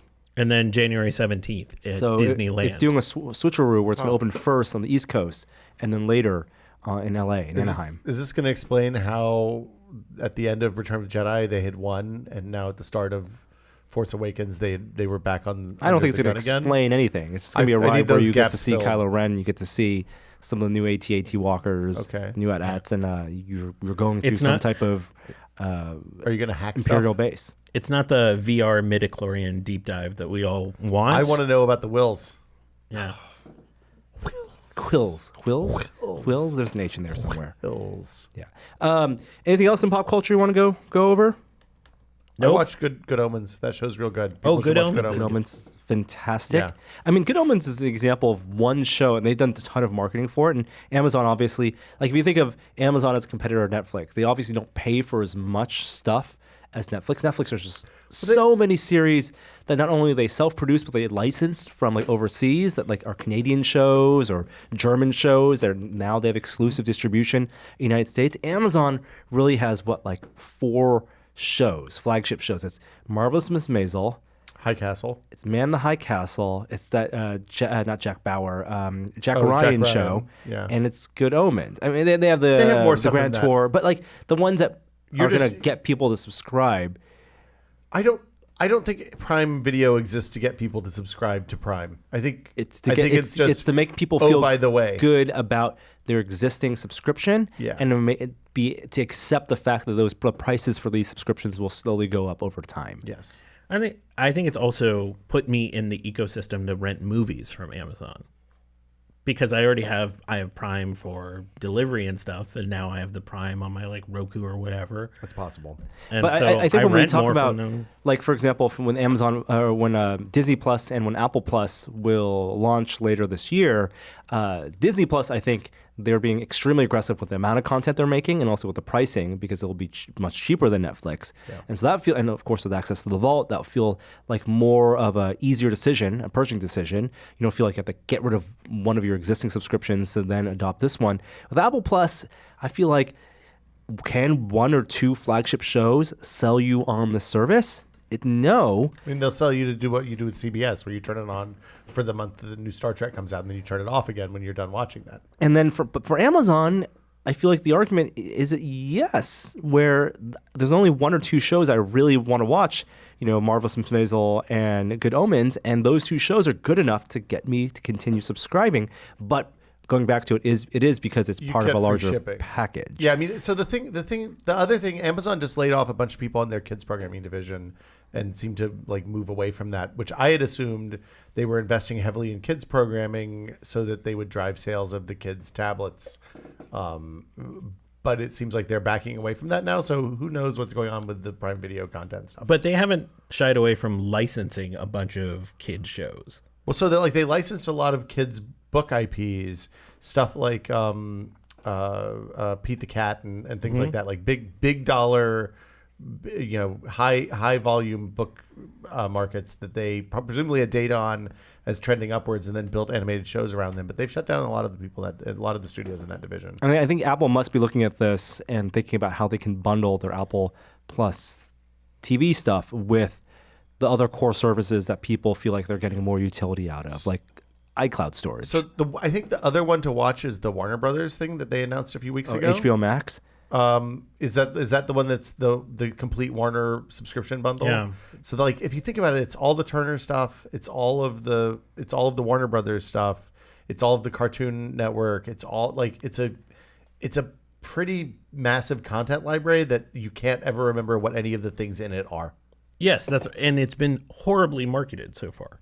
Well, it's still it's unclear early. how it's going to live alongside HBO and whether it's going to be a superset of all HBO content, because it doesn't look like it is. It looks like they want to double dip, have you pay for HBO, and then have other people have you pay for maybe HBO Max to get access to Friends. Well, so the thing that's weird is Disney has priced their stuff low enough that like what Disney's $8? So if Warner Brothers comes out without HBO stuff, it has to be at $8 or lower, because they're not gonna get you can't go below $5 or else you get nailed on transaction fees, and you can't they're not gonna get $15 for the Warner library, even though I'm sure it's a great library and the Cartoon Network stuff is good and is unavailable in a lot of places.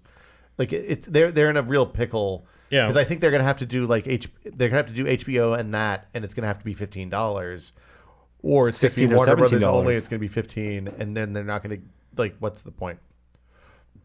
Yeah, I think they could get away with like a 10 kind of price point, because then you're still in like that Netflix region. What's Netflix now? 12? 12. Depends More if you want the 4K. Mm-hmm. Yeah, it's a weird situation. I'm going to be interested to see what happens with the Warner thing, because they do like that should theoretically be that, and Disney are the things to watch, I think, and it's unclear what's going to happen because they're both going to have a ton of original content. They're both going to have a ton of other stuff. And if you read the fine print, a lot of these services, like NBC's doing the NBC Ultra stuff, like will also include advertising. Like it's not just you pay, and the idea of doing a la carte. It's gonna feel more like paying for the cable service that they own. You pay for cable, you still gotta watch ads. Well, and we're in a situation where 3 companies own the vast majority of the content creation assets. So hey, guess what? We've shifted from the distributors to the content creators, which I guess is better. I don't know. All right. You have a message from... I do. We're done with pop culture. We're 100% done with pop culture. We're going to have so much to talk about next week when we're back from Comic-Con. Anyway, before we move into technology, because we've already dipped into a little bit of that, I want to let you know that this week's episode of This Is Only a Test is made possible by Indeed Prime. If you're looking for your next tech gig, it's time to flip the job search script with Indeed Prime. On Indeed Prime, top tech companies apply to you with jobs you'll love. Stop living for the weekend and start doing what you love with Indeed Prime. All you have to do is fill out one free application, and Indeed Prime takes care of the rest, putting tech talent in front of thousands of companies like PayPal, Twilio, and WP Engine, and across more than 90 cities. It's that simple. They match you with the right role based on your skills, experience, and goals, and you won't spend any more time sending resume after resume. Companies apply to you as opposed to the other way around. Plus, every Prime candidate gets free one-to-one live access to technical career coaching, resume reviews, mock interviews, and even salary negotiation tips to seal the deal. So whether you're hiring or looking, meet your match on Indeed Prime. Check it out now. Join now at indeedprime.com/test. Again, that's Indeed, PRIME.com/test.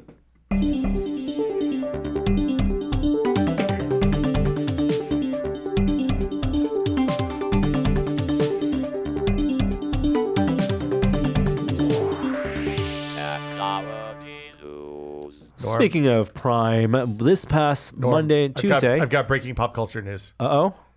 Hold on. Moments ago. Oh, wait. Okay. Well, brace yourself. Okay, I'm bracing. This is... Okay. Yeah, you should brace yourself by folding your arms across your chest. Wait. What is this related to? What franchise? What universe? We were just talking about Amazon, Man in High Castle. Okay. What IP do you wish that would come out?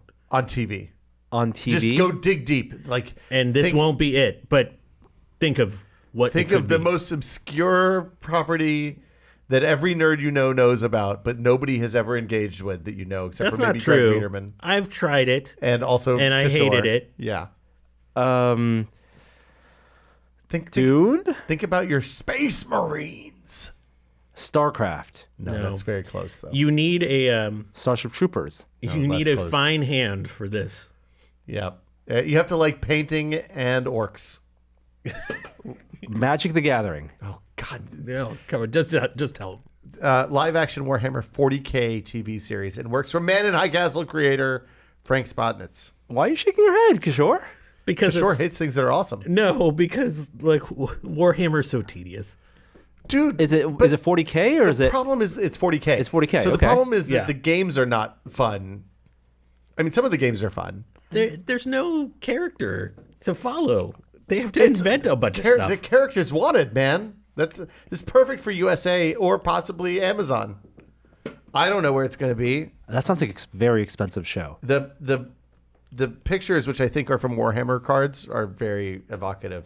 They have cool armor and big giant suits and large men and swords. It is very StarCraft in their Yeah. oversized StarCraft was nature. largely inspired by it, so it makes sense. Yeah. And maybe the license sense. was cheaper than Yeah. in StarCraft. Yeah. I don't know. I'm into this. I will watch an episode of a Warhammer 40K TV show. No, you won't. You're going to watch a half of an episode of it and then realize. Okay, it's I'll bad. watch like the first 10 minutes Yeah, and I'll make a exactly. decision based on that. But Exactly. It's real. Sorry.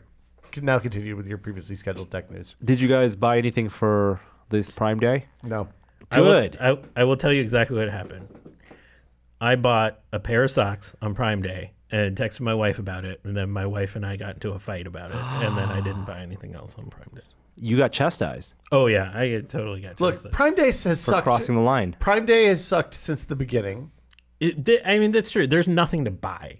I No, think. it's hey, Amazon has a bunch of crap in their warehouse that they can't unload. We're gonna put it on. Well, that's why they massive bought markdown. Woot. They bought Woot and renamed it Prime Day. Yeah. Poor Woot. I mean, if you are in need of a really cheap tablet, that's Like about who it. That's at this all I got. point doesn't have one of their Echo devices that needs to get it on 40% off on this? I mean, the one thing they always get people on is the book discount, like the $5 off. Yeah. Hardcover book. Right now they're doing, if you buy groceries and put in your Prime account or something at the Whole Foods checkout, then you get a $5 Amazon gift certificate for every $50 you spend or something. So that's like $1,000 worth of Prime gift Uninterested. certificates. The whole sitting there and watching these deals Yeah. pop up. Do you see there was like QVC? They had like a the video channel. Twitch sells out. No. Like, so there was that too. That was unfortunate. on the front page of Amazon, they had a live action QVC style Like a set. host with sets going through the Prime products. Day deals. Somebody did a lot of presentations to pitch that idea and is probably getting fired by Jeff Bezos right now. Wow. That's some breakfast octopus. I mean, the thing that I always thought was the best deal is usually have some percentage off of the warehouse deals, and you can find some like really particular gems that you might need from that. But really, it was just an overinflated bunch of nothing. I needed a new audio interface, and I was kind of hoping that one would come up. I wasn't entirely committed to crossing the picket line unless the deal was really exceptional. I know people were not streaming on Twitch this past 2 days. I fucked in up support. and streamed by accident because I forgot it was Prime Day. Thanks. Well, Yeah, nice job, me. yeah, you could have done a live stream of you, arms folded, looking at the Prime deals and resisting. I don't. I think The that. I temptation. don't think that does. I think that's not in the spirit. It's like the reverse QVC. That doesn't exactly work that way. Make it easy. There's a buy now button right in front of you, but you just refuse to push it. I'm going to say something dangerous. I don't totally understand the strike, like, and the impact of the boycott. I understand like aspects of it, like I've read about it and everything else. And what they're asking for isn't about wages or benefits, which were provided last year in part of a Kind of. Sort It was of. a double-edged sword. So But they this gave, is really about working conditions more than anything. So else. with the wage thing last year, they gave the minimum wage that people wanted and thought was appropriate, which was like $15 to $17, $15 to $18, depending on where you are. The problem was they also took away the performance bonuses. So that meant that a lot of people saw a net decrease in their wages from working in the warehouses, which is not as intended. The other problem, I mean, the general concern is that the working conditions of the warehouses are bad.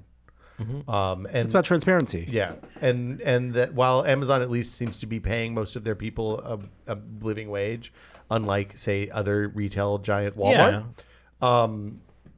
it's the conditions for the people that are working in those warehouses are unpleasant to awful from all. So of I it. read a lot of articles about it. I listened to a few podcasts that interviewed workers on this, and it seems like the experience is really inconsistent. I heard a couple different things about the working conditions. One being the automated systems that are now in place that are measuring performance, quote unquote, and that being really inhumane Yeah. in how that's administered. And so I totally have empathy for that. But there is not a lot of transparency about that issue.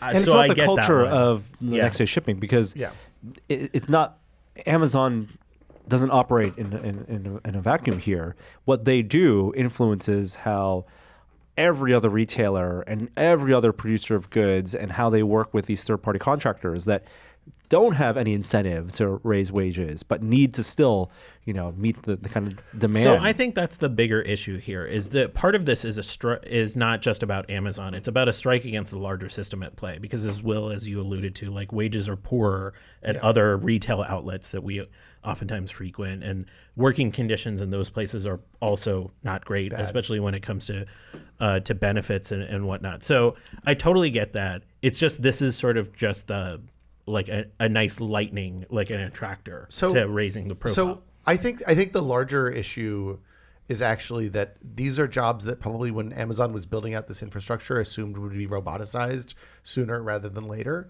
And now it's looking like that's probably not the case. Like, it turns out, along with picking berries there and packages, picking and placing packages for shipment is something that is unlikely to be automated entirely for a fairly long time. So as a result, like Uber and Lyft and a bunch of other places where, Uber basically built out infrastructure assuming that the cars would be self-driving in 15 or 20 years. And it's unclear if that's going to be the case. So, those jobs have to be reimagined and rebuilt and re-incentivized so that they're humane and we have to assume that there are going to be people doing those jobs in the warehouses, driving Uber, stuff like that, for the foreseeable future. And those workers need to be treated with respect and dignity, just like anybody else in any other industry. It's everything down that chain. It's not just people in the warehouses. It's also the people driving the trucks. Yeah. Well, this is the first time I think that people at corporate have actually walked out and caused a ruckus around warehouse worker rights, which is good. It's a good change. Moving on from the Prime Day stuff. Hey, last week we talked about Nintendo Switch Lite and our kind of like tepid reaction to that. It's going to do well. It's going to do well this holiday. A lot of people still don't have Switches. But Nintendo also did a stealth update. Well, it's not so stealthy because it's publicly announced now, but an update to the original Switch. So what did they change, Norm? Did they just put a bigger battery in? They changed the processor. I think they found a newer version of the Tegra chip, even though the Tegra chip is, I don't know. I don't think it's a different process. The one they used was a little bit older when they launched that thing. It was already like a couple of years old. And I don't know if this is, because they have to keep it the same price. I don't know if NVIDIA did a new version. They'll have to wait for a teardown to see exactly what's different. But a new flash memory module and a revamped circuit board. But the result is that even though in the same device ID, it's going to have a new box, it's going to go from about 6 hours of charge on the original Switch to 9 hours of charge. Well, so the 40% update. And on graphically intense games like Breath of the Wild, which you typically only get about 2.5 hours, they're saying about 4.5 hours of playtime with a updated Switch that will come out in mid-August. That's exciting. Yeah, and if you're going into stores, so the tricky thing is I know a lot of retailers will probably still have existing Switches, and so there's going to be some confusion. One, there will be a new box. So people should look for the new box if they're going to buy a Switch so they don't get the old one. And two, Nintendo did confirm that there's going to be a different model number. So if you're going to the store and you're looking at the box, make sure that your model number of your Switch will start with XKW as opposed to XAW. That's the serial number. The serial number, yes. And the serial number will have HAC-001. Is the model number. So the new box, I think, will be the important thing. Make sure you have that, and especially for people buying on the eBay and stuff, it's gonna be you might don't get caught with an old Switch, I guess. It's that's a good change. Yeah, I mean it's a good change. I kind of still wish they have a Switch Pro or something in the works with higher resolution and with this. I'm happier to pay $50 more or maybe even $100 more for something that just is a little more powerful. I mean, this is better than a stealth upgrade that just switches the boot code hacking So this is probably like the reason there's a new tweener switch that they just kind of quietly rolled out is that they have low-level insecurities on the original hardware. Probably, and this gives them a way to fix that. And but doubling battery life also seems like a good, that's a good trade for most people. Yeah. Either of you use the Face app? We gotta talk about Face app. This is the Face app. The Twitter phenomenon of this week. So there's two things. One, I already look old. I don't need to see how I look older. Yeah, you have a mirror. I have a mirror. It's free. Two, I'm not super invested in like sharing my photos with an anonymous company that is probably using them to make their Face ID recognition system better. So look, man, it's a Russian company. They're harvesting the faces to put them on the Twitter bots so that they can get the Republicans elected again in 2020. It's just science at this point. Social I'm not doing science. the face thing. Yeah, it's just social science. Social science. I think it's probably harmless. Probably. Uploading your picture, and there is an article on TechCrunch that dives into how the app taps into, on iOS devices at least, how it taps into your photo library. Yeah. And it turns out even though you're granting it access based on the new iOS settings, it will not upload. It isn't uploading your entire photo library without your permission in the background to their servers. So that's an iOS 11 API that's been around for a while now. But you are, based on their terms of service, you are allowing them basically to use your image, the individual images that you select and that you run through their algorithm. They have that image. It's theirs. You're giving them your likeness. Yeah. I mean, just to be clear, every TOS for every image sharing license service, you're doing more or less the same thing. Most of them don't allow the service to reuse it for things outside of things that you request. So, I don't know. I didn't sign up for this, but also I don't care about it. So it's easy for me to say that. Have your fun. Upload a picture, make yourself old, give yourself bangs, and then delete the app. But then the information's already there. Oh, I mean, they also have access to all of your web browsing history too. That was part of their TOS as well. All right. That was the other interesting. banger. Wow. Yeah. But I don't know. Access to my photos for a meme that's going to last 3 days, probably not worth it. They don't get your whole photo library. They just get the one photo on iOS Still. at least. Yeah. Still probably not worth it for the Don't you want memes. those Instagram likes? Look, when I got rid of my Facebook account, going through the list of all the things that I'd hooked up to Facebook over the years made me think long and hard about signing up for new services in a way that was going to haunt me for years. I don't sign up for as much stuff anymore. Are you impressed at all by the technology? Yeah, the technology is really cool. It looks the photos look incredible. Now, the photos look incredible. The question is how the blending is really well done, right? Like there's whatever they're doing, and then we're talking about the old age filter, right? Because that's the one that most people are having fun with, right? Yeah. Yep, yeah. And whatever AI they're running it through, whatever neural network they're running it through, I think has done a good job of adding the wrinkles and kind of warping your face and blending it so it looks like a convincing picture. The question is there any truth to how people how it will make you look? Like, has anyone taken a photo of their grandparents when they were younger, run it through here, and compared it to their grandparents today? Yes, I actually have seen that. And so first of all, the app works better, quote unquote, on people with lighter skin. So it's kind of biased. And no, it doesn't look exactly the same. I mean, the hair coloring sometimes works, but I feel like that's just we're going to turn your hair gray. Yeah.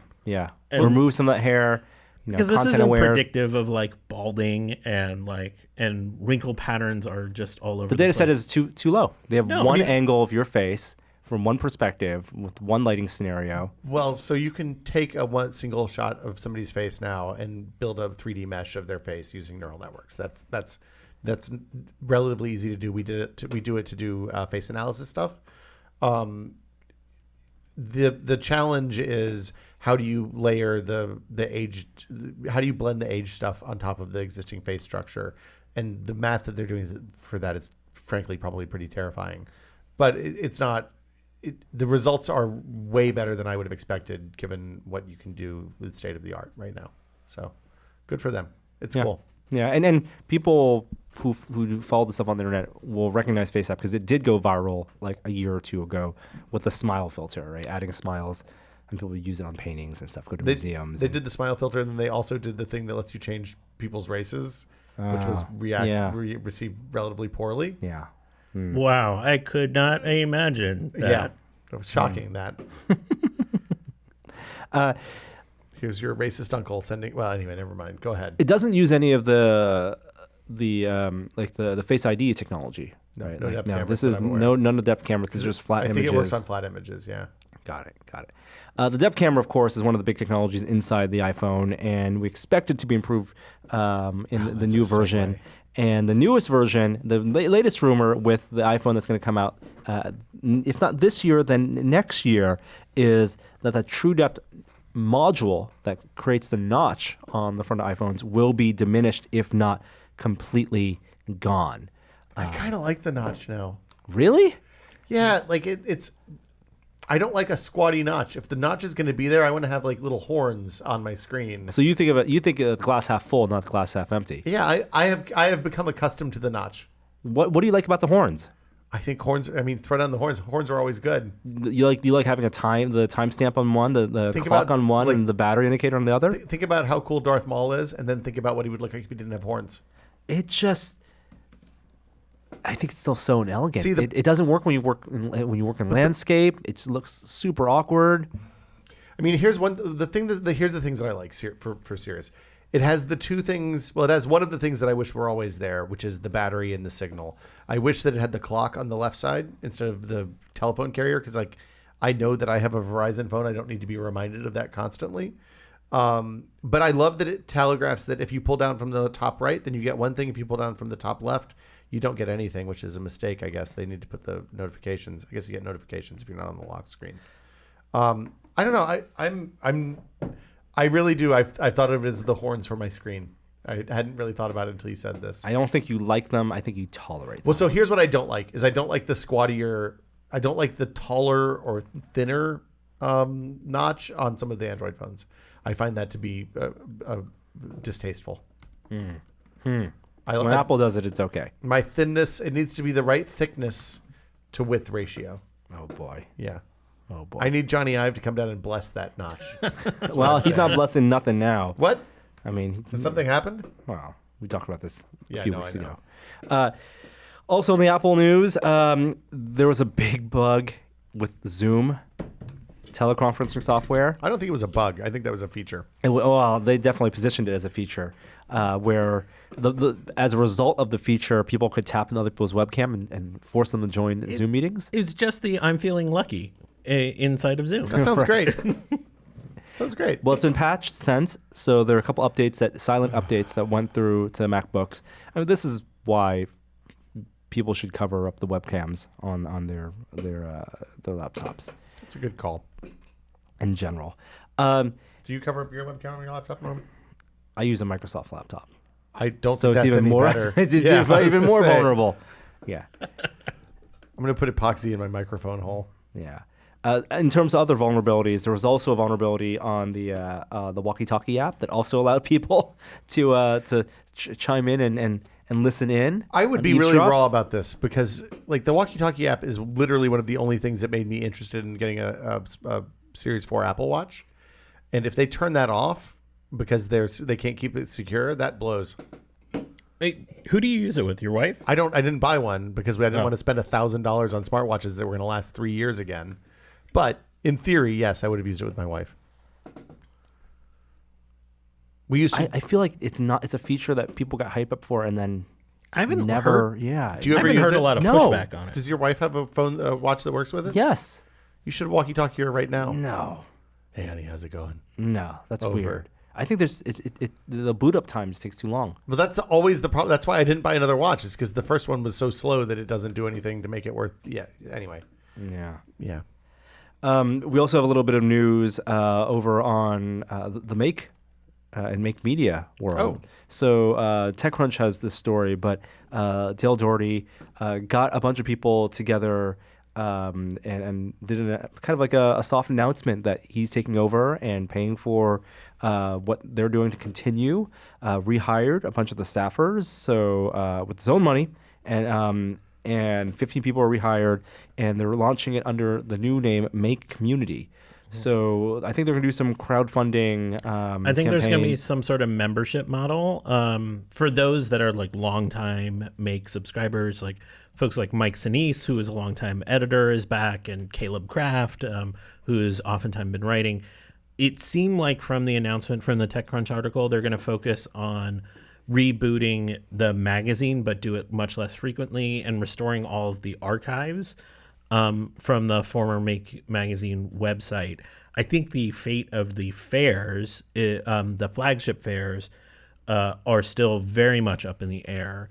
But they're trying to restore the licensing program for all the mini maker fairs around. I think that's country. At bare minimum, that's restoring the licensing for the mini maker fairs is really good, because that brand is important for those events, I think. I agree with that. I think the magazine is going to continue to be a challenging business model to figure out, even with a membership supported. Like, we don't have very many membership supported magazines. Cook's Illustrated.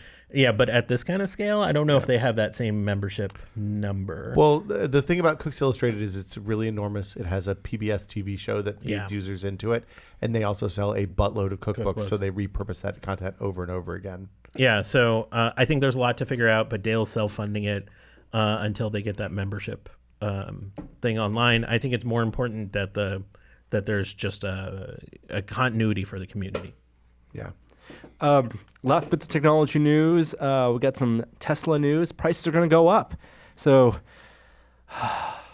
did you get that self-driving package, Norm? No, I have no desire for it. And this is the most confusing thing. For people who don't have any interest in these cars, it means nothing. But it seems to be the thing that's inflamed the people who've already bought the cars because of the price fluctuations, which for most cars that you buy, you don't care after you drive the Toyota off the lot what Toyota does with the pricing 3 months later, 6 months later with the dealerships. I would say it's unreasonable to expect the pricing to remain stable for a commodity that has as many external components as a vehicle. Yeah, absolutely. Right. But people aren't treating these as traditional cars. They're treating them as pieces of technology more akin to smartphones and tablets, and people are up in arms. So if there's anything nerds are good at getting enraged about, remember when the first iPhone came out and Jobs had to give everybody $100 back because they dropped the price and nerds were upset? That's right. Without taking into account about the 2-year contracts and subsidies that carriers are providing. They weren't. Exactly. Because they didn't realize that was the model. Yeah. And remember going back, 2007, the iPhone was what, $400? No, dude, it was $600. 500 and 600, was that right? It was 500, 600, and 800. Yeah, inflation has not caught up with that for phones that cost $1,200 now. I think we're probably close. No, doubling in pricing. I'll look. Yeah, check on the inflation. Check on the basket of goods price today versus 2007. So to go through the saga of the Tesla price change, a lot of it has to do with this full self-driving package. Originally, it was that you pay $5,000 initially for one version of autopilot, then an additional $3,000 for the promise of the full self-driving, and then they kind of reconfigured that and then decreased that price upgrade from regular to full autopilot to $2,000. That got people pissed off. How dare you decrease the price? And now it's bumped up to $7,000. So they're adjusting the price to figure out what they're checking to see what price changes will push people like you who have bought the car but haven't done the upgrade, will push them over the edge. Well, now they're saying, and what Elon Musk explicitly said, is that the price has gone up because they see this car as an appreciating good. They see the value of it going up. It is 100% horseshit because the full self-driving isn't nearly on the horizon. They're saying 18 months away, which means could be 2 years away. Could be by the time you get rid of that car. Could be 5 years from now. Could be, we decided we needed LiDAR after all. Who knew? And 2, that's not to say that not even including the promise of their ride-sharing, money-making aspect that would give it extra value. But from their perspective, they want to get as much cash inflow as possible, right? Yeah. From the 100,000 people that have bought this car already, and the price will only go up on this now self-driving package, where it's a $7,000 now. It could be $10,000 in 2 years from now. Does this $1,000 price increase mean that you take the car to the dealership and they pop the old computer out and put the new fancy one in? This will include that if you have the existing model, but all the new cars have the new computer chip. But does yours has the old one, right? Mine will have the old one. And if I paid the $7,000 now, presumably by the end of this year they would let $7,000. I've had cars that cost less than $7,000, Norm. And this is on a promise. This is on a patch. Yeah. That is unproven. Oh, probably. Yeah.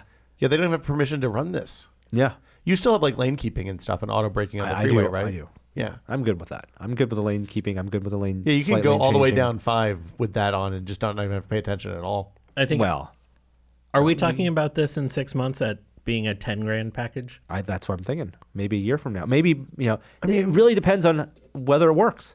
Look, the promise is, hey, you don't ever have to drive again. And even That's even, worth $10,000 to me. That's not worth $10,000.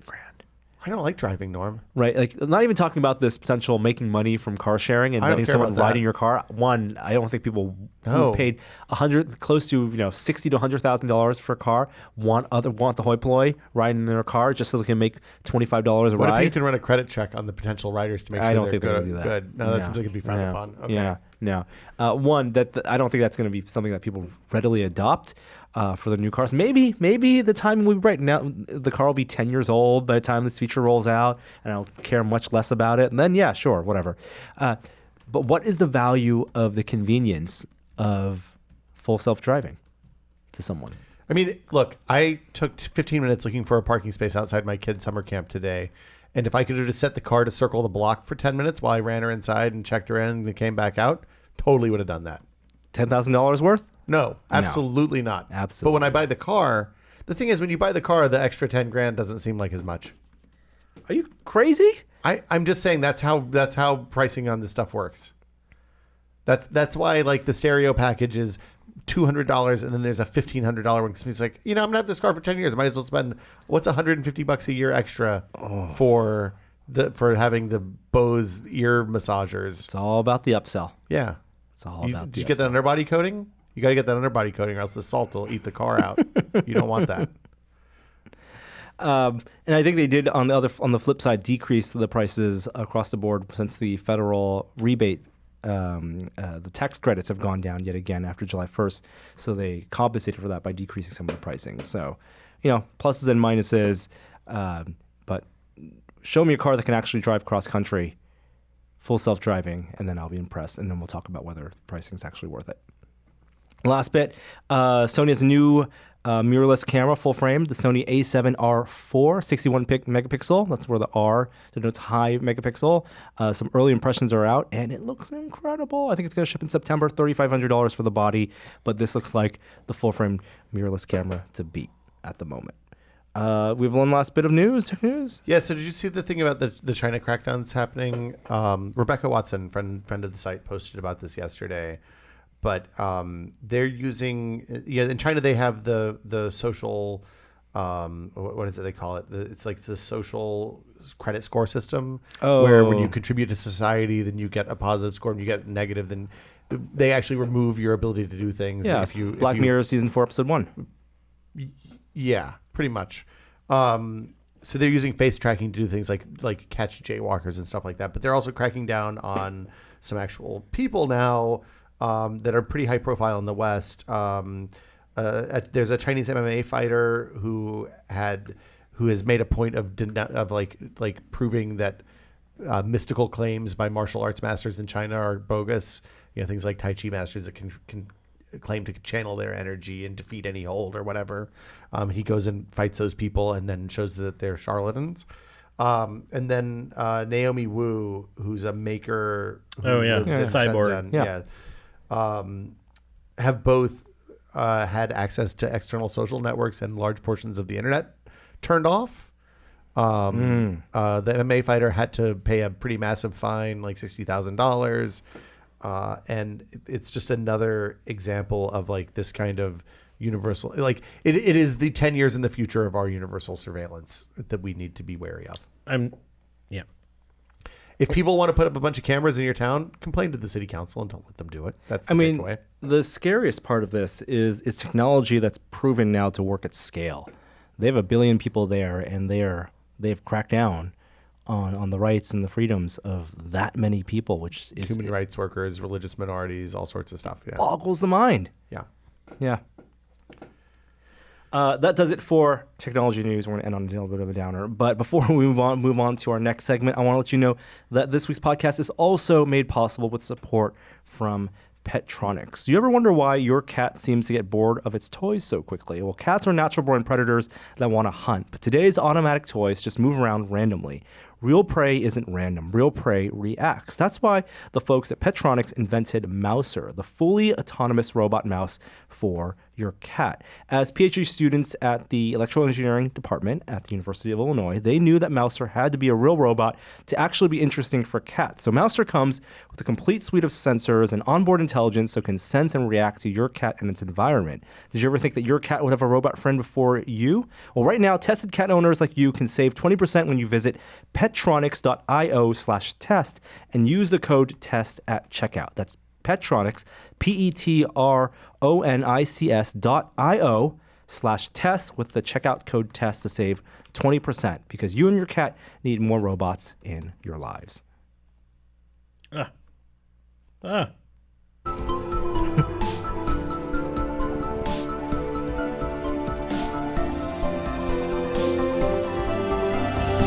it's time for a moment of science.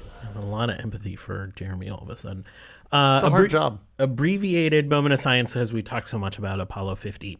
Will, let me interest you in something. I love if things. If I could attach something like directly to the side of your head, Yeah. and have it linked, just drive holes directly into your brain and have an interface that you can link up to, some really specific computing devices so that your brain can drive some. Like an 80-story tall murder death robot that fights we're going giant to make monsters? the greatest brain machine interface the world has ever seen. What am I going to use that for? Right what's the now, use probably case? doing like simple calculations is about all it can do. Like 5 + 7? I can do that already. Yeah. It's 13. Last night, and so the reporting on this is very weird, but last night, Elon Musk had a showcase. I don't know what to call it. He had a live stream. A demo with a live stream. He was just chatting. Neuralink, and they talked about this product, which is it's a technology piece that you would wear behind your ear that would have holes drilled into your skull and attached to specific areas of your brain. Okay. Invasive. And it can record the signals of 1,500 neurons, it claimed, and drive an interface with objects in the real. Trillion neurons, or there's a trillion. There's not synapses. a trillion. There's billions of neurons, but Billions, yeah, okay. 1,500 neurons would be quite a feat. So, we can talk about just the fantasy of all of this. I think there's a couple things, and I think Antonio Relgado, who's a reporter for Technology Review, MIT Technology Review, probably has the most in-depth reporting on this because he actually compared it with literature and talked to experts in the field. There's a couple things you should, if you watch the live stream, you should note, is even though there was neurosurgeons featured in the live panel talking about how the actual surgery is done to attach this device, there's very few researchers talking about interfaces between these like superfine threads that they're referring to and sort of neuronal cells that Elon Musk mentions. How have they solved the plaque problem? We don't know because they didn't have any of those researchers on board, or they didn't have them featured in the live stream. There's some hints based off of the structure of the threads that they talk about coming out that this seems linked to a scientist that was doing research at UT Austin. He had a paper come out 2 years ago with very similar structure and design. So I wonder if it's modeled after his work. And you can see the paper. 1,500 neurons is a pretty big leap forward from where the research is now on the possibility of this. And so it's not like orders of magnitude greater, but it's significant. So I think there should be a healthy skepticism about that number that was bandied about. And then there was also this claim of like laser-based surgery where they're, instead of drilling holes into your skull, they're going to have laser surgery to etch the holes so it'll be less painful for attachment. So like the big question I have is how they like when we talked to the folks at Johns Hopkins, probably 4 years ago at that ARPA conference, who were building direct brain controlled prosthetics, prosthetic limbs, they said that like the longest they could keep these electrodes in somebody's brain was like 3 months because they start to get plaque and then they no longer work. And the people who volunteer, it's super tragic because they're moving the science along, but the technology they're helping do research for will never apply to them. They'll never work because for it's a one, you get one chance. Yeah.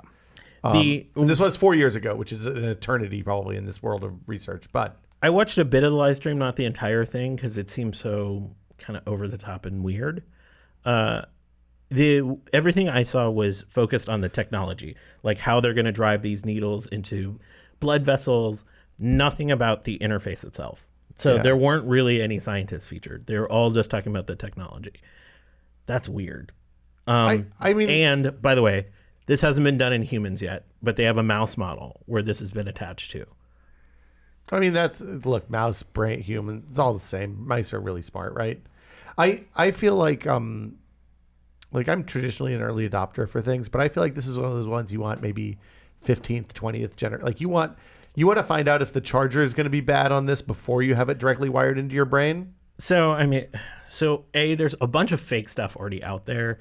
There's like mock-ups of an app that doesn't exist. So there's probably a bunch of bunk out there on this topic.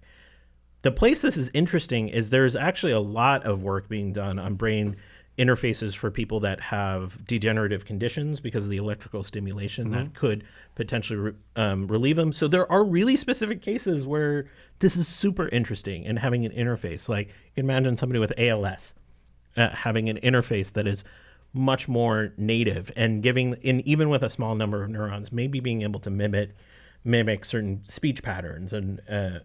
But I don't get this at all. This is just super weird. Is this a sex thing? Like, is this wired up directly to the pleasure sensor so you hit the button on your app and just bam, you're good to go? I don't know.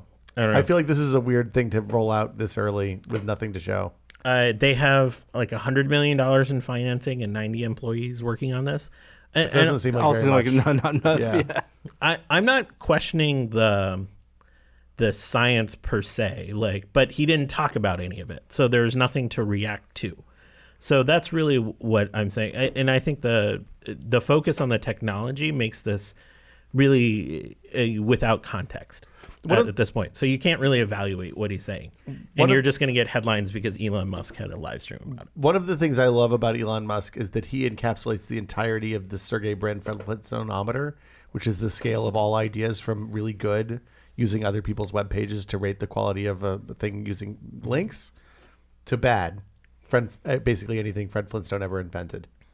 This seems like it's on the Fred Flintstone side of the scale. You think he gives no fucks because he just thinks it's all simulation anyway? It's because Kishore used to call him real life Tony Stark. No, he's following the arc. The actual kind of underlying basic idea of this is like, can we actually wire interfaces to enough neurons to actually generate enough of a control interface? Super interesting. I don't get this though. Like, why does he have a neurosurgeon on stage talking about the procedure? Well, they got to have somebody to talk about it. No, but I mean, that's focusing on the wrong aspect of the growth of the question. You're thinking like somebody who understands science. If you think about like a chud who's going to chuck in $50,000 into this thing, you need to think about what they need to see, and they want to know that the procedure is painless and relatively simple. That's fair. It did feel more like an investor call than anything else. You try to explain, what do you call it? Neuronal plaque to Joe Schmo from Peoria, and he's going to walk away without writing the check. Okay, Joe Schmo of Peoria, write me. We'll sit down. We'll talk about neuronal plaque. It'll be cool. Increasingly P.T. Barnum stuff from Milan. Well, let's talk about some more weird stuff. Graphene, my favorite little trick that you can do that actually relates to how the science is done. If you take just a number 2 pencil and take a piece of tape and expose the graphite that's in that number 2 pencil, take a piece of Scotch tape, put it around that graphite and just peel it off, more than likely you're going to get a single layer of graphite, which is pretty much graphene. Wow. That technique is pretty much how researchers are generating single layer graphene right now. They're literally just attaching tape to graphite and ripping off the strip, and then etching away the glue layer. Now, if you get a layer that's instead of 1 layer thick, 2 layers thick, it has some interesting electrical conductivity properties. In some cases, you can get a layer that's 3 layers thick.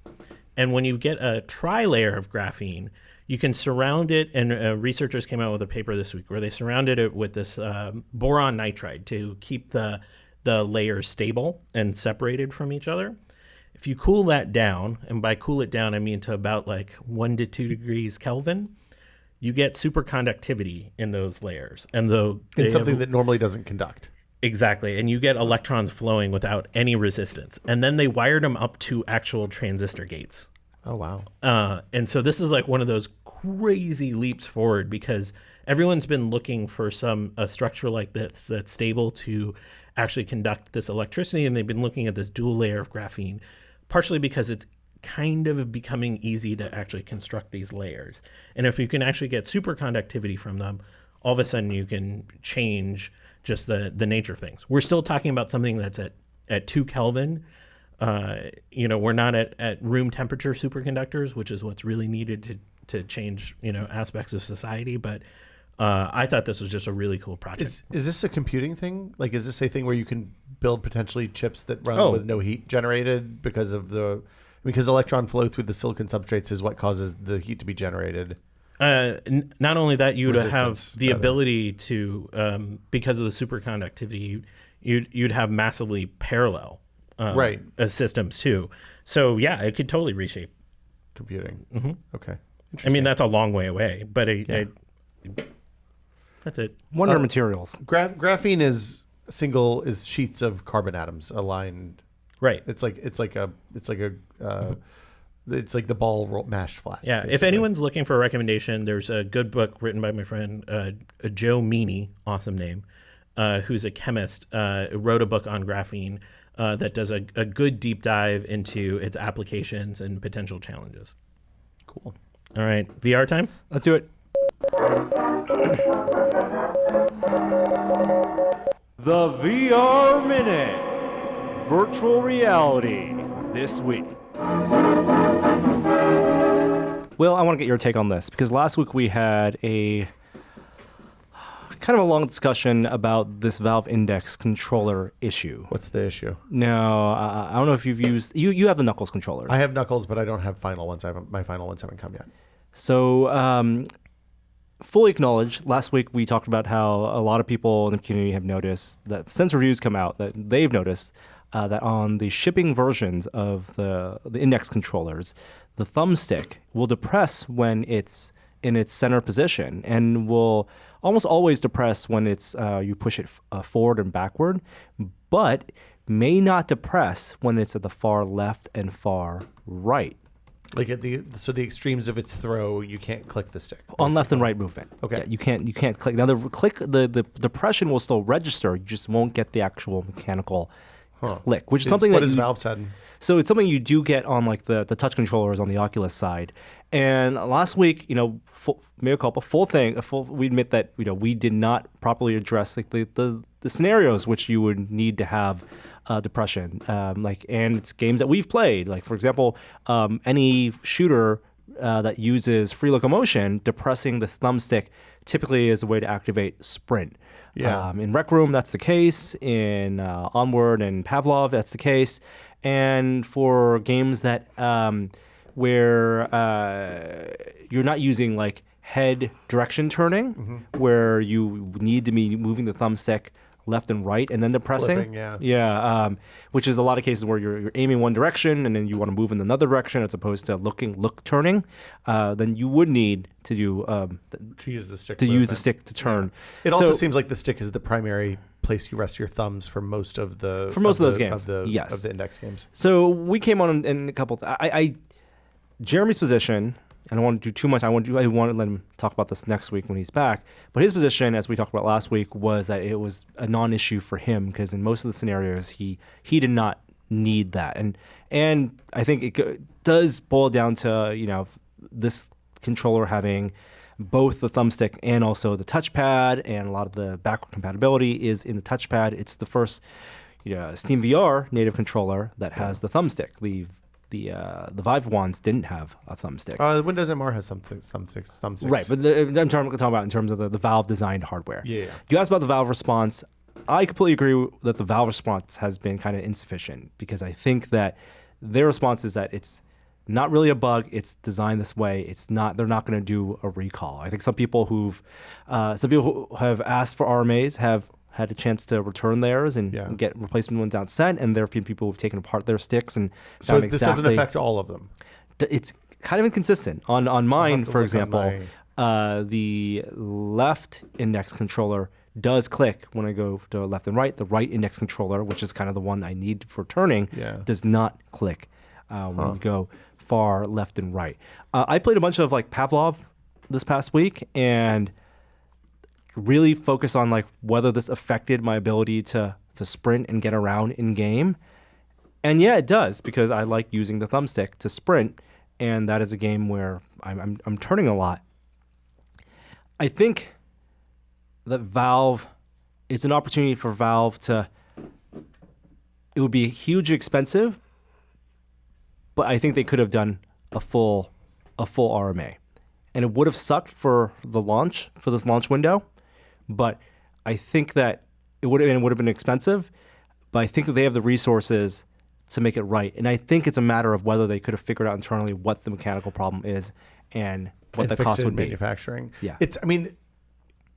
If this was a $400 headset, or like if this was like when I bought the Lenovo headset for travel stuff, I knew that I was getting janky controllers because I'd used those Windows MR controllers, and they're flimsy and kind of weak.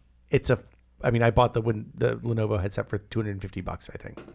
This is a $1,100 headset? It's a $1,000 headset for the full thing, but just the controllers themselves are $280.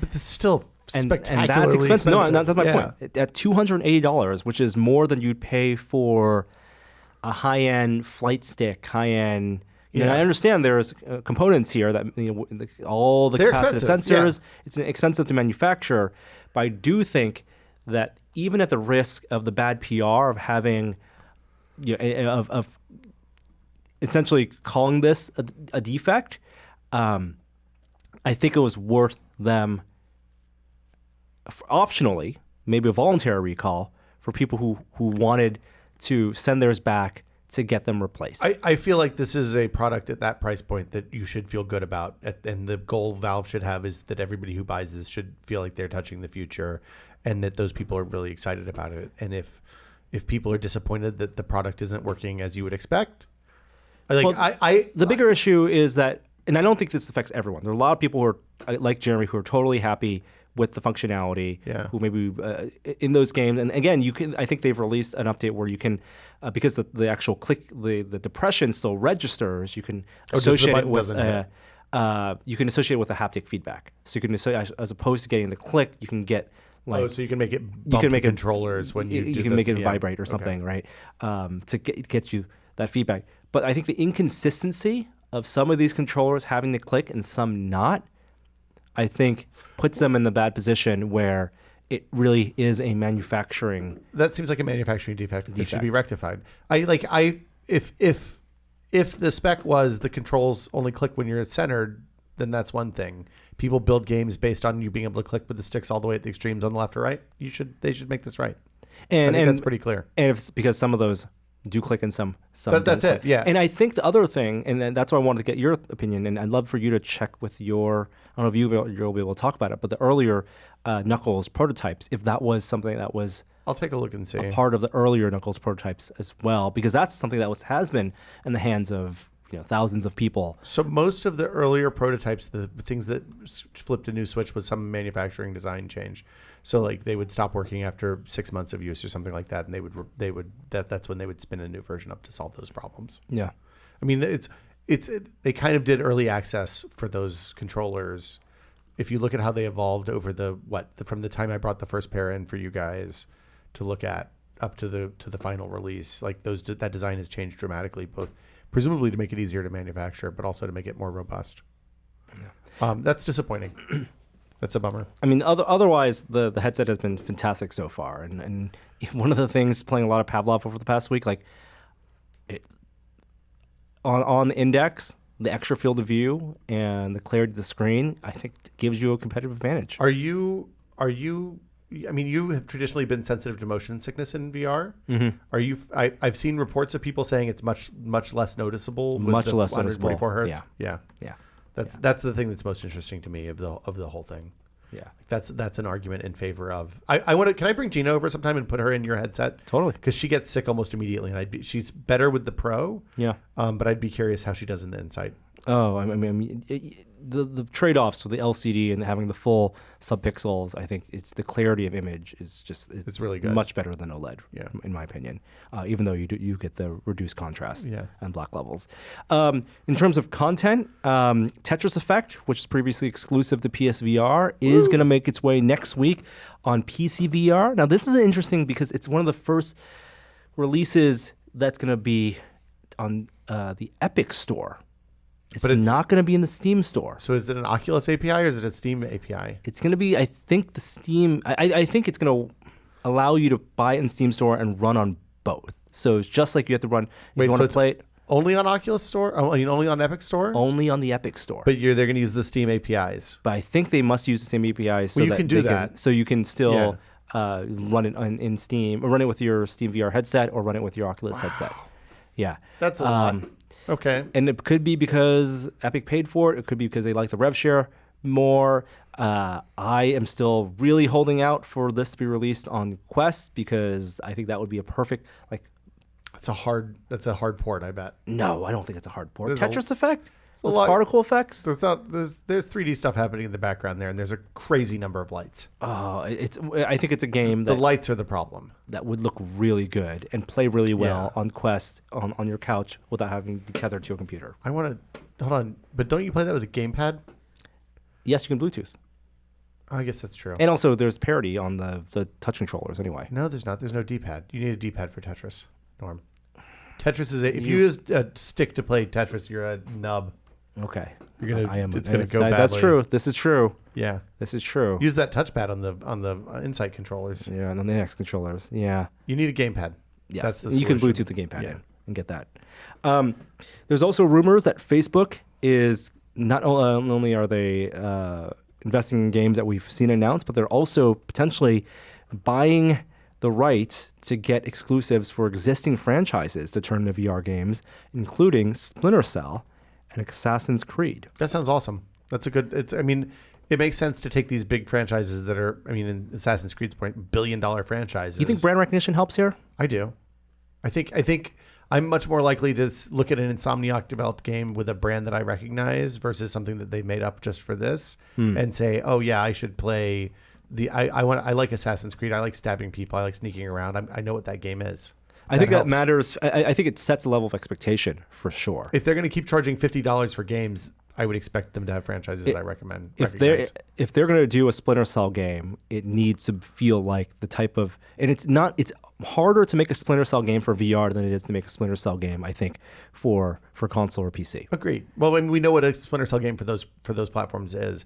The thing that's interesting to me about this is I think the goal is to pull people into VR that are fans of those traditional franchises. And undoubtedly, I think for those people who have not used VR, I think the brand recognition is 100% helpful. I'm just wondering for you and me. I don't think they care about you. We've already bought the headsets. I think for you and me, the expectation will be higher, right? Like an Assassin's Creed in VR can't just feel like a generic action game with the Assassin's Creed graphics and characters slapped on it. It needs to take advantage of VR in a really interesting way. Well, and it needs to have the touchstones of Assassin's Creed. You need to climb up some tall stuff and jump off of it. Which I know VR is great for. And you need to sneak around and stab some people in the back. Sneaking around, yeah. Yeah. Did you play that, was it a Korean game that's sneaking around? No. That's supposed to be like inspired by Thief. I think it's $20. On Oculus? Or, it's in Steam. It's in Steam? Let me look at the name. What's it called? It's called Rogan. Rogan the Thief in the Castle. So looks great. I think they patched it so some of the movement is less janky, but the reviews have said that it it's kind of a simple game. It's not the full Thief experience that they want. They released a new I Expect You to Die level day They before did. yesterday. Yeah. Which was, I haven't tried it yet, but I re-downloaded it to play that again because I'm always down for more of that. Like Yeah. that's like, Escape room. I mean, it is essentially, yeah. But I'm less interested in that from these big brands than I am from something new that imagine. Like, I want to go explore rooftops with in an Assassin's Creed game. That's what that game's about to me. So I think the Assassin's Creed game is, to me, is about locomotion, but also about the stealth aspect. And I think AI is going to have a lot to do in that game. If it doesn't have a good AI, and good AI for a console game is different than good AI for a VR game, because VR, like, you're in the crowds, you're looking at faces, and if the NPCs don't react well, then your suspension of disbelief, your immersion is removed. So, like, you think about Insomniac's Spider-Man game is a good example of a game that you think, oh, this would be great in VR, but then you think about it and it would be terrible. It would make people throw up. Well, there was a Spider-Man Far From Home VR tie-in game that was pretty well liked. What I want is the man in the chair game where you play Spider-Man's buddy who's sitting on the computers at home telling him where to go, like directing him. Well, you want to be kind of like Oracle. But I'd play an Oracle game. That would be fun. You think so? Maybe. I don't know. Give me $40 million. I'll let you know in a couple of years. I played through Defector, which was this is the Twisted Pixel game, and I had some reservations after they announced the price. Started saying my reservations are confirmed. Oh no! It is not that great of a game. How much is it? $20. Ooh. It's about 4 hours. It's an Oculus exclusive? Oculus exclusive. I want to say 5 levels, but there's some branching paths. You can play some differently. You know, they build it as a Jason Bourne, Fast and the Furious spy thriller. Okay. And it ends up being a little ridiculous. It ends up being more of a shooting gallery. You never feel like a spy. Their games have a tinge of absurdity that I really appreciate. If you think about Gunstringer and Explosion Man and those games, they're always they're absurd. They're absurdist. A lot of the promise that I had felt from going into this with sneaking around, being the spy in the game, using things like knowing your gaze tracking and head nodding and holstering weapons, like none of that was really in the game. Bummer. Yeah. So still waiting for a really great spy game. I still haven't played Phantom Covert Ops, but that might be. Die. Well, that's a different type of spy. It's a different kind of spy. Yeah. I think that does it for this week's podcast. We're jumping on a plane very soon to fly to San Diego for Comic-Con. There's some VR stuff at Comic-Con too. I think I'm gonna be checking out. I think the Doctor Who game, a whole new thing too for. I was not at GDC this year, and I did not get to play their version of Grogports, the multiplayer with the. So if that's what they're bringing there, I really want to play. Wear loose pants. You need to be able to move. You need to be able to move fast. Like a ninja. I think that's just general advice for San Diego. Yeah. I mean, just life. Loose pants. Better than tight pants. I can't wait. And I'm interested to see what VR presence will be at Comic-Con. Anything you're working on, Will, you want to talk about? I mean, I play video games on Twitch at twitch.tv/Will Smith. It's a really good community. Yeah, it's a lovely group of people. Kisha's there every night. You should come hang out. I'm not there every night. Most nights. Often. While I'm working, I'll put it on the background. Yeah. We do more than just. I've been playing a lot of Underlords lately, which is What's Underlords? It's the Valve version of Auto Chess. Do you know what Auto Chess is, Norm? Oh, you were telling me about this. Yeah, so you basically pick a team of little people and then you make them fight for your pleasure. And there's a fiendishly complicated strategy behind the whole thing. So it's pretty compelling to watch, and it's a good way to learn is to hang out with people and talk about it while you're playing. We'll also stream Splunky. I stream Spelunky, which is a delightful game. Getting hyped for Spelunky 2 later this year. For Derek, you don't screw me on this. All right, Kishore, anything you're working on? My monthly event where we screen movies at the Alamo Drafthouse. Next month, it's an indie movie called Blade Runner. I've heard about this. We're doing the final cut. It's about the making of the Schick Razor Blade company, right? I think it's a documentary on the robot apocalypse. Oh, okay. Okay. Clear enough. Don't spoil the ending. Which cut? Final cut. Final cut. Is final cut the final cut, or is that the second to final cut? No, I think the final cut. Okay. Yeah. It's one where they fix the stunt double. The ending is the right ending. I think at the end, Ridley Scott just comes on and explains all the plot holes. Nice. I love that. I miss the narration. I feel like there needs to be more Harrison Ford narration and everything. No VO. On that note, hey, Shore, got an outro this week? Sure, Norm, from Justin A.K.A. Speed. I didn't see her. That's it.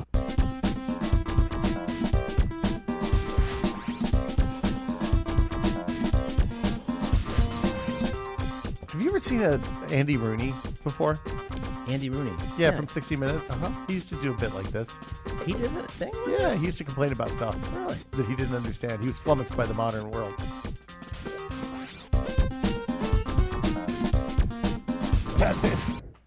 We needed Andy Rooney on this Face app thing.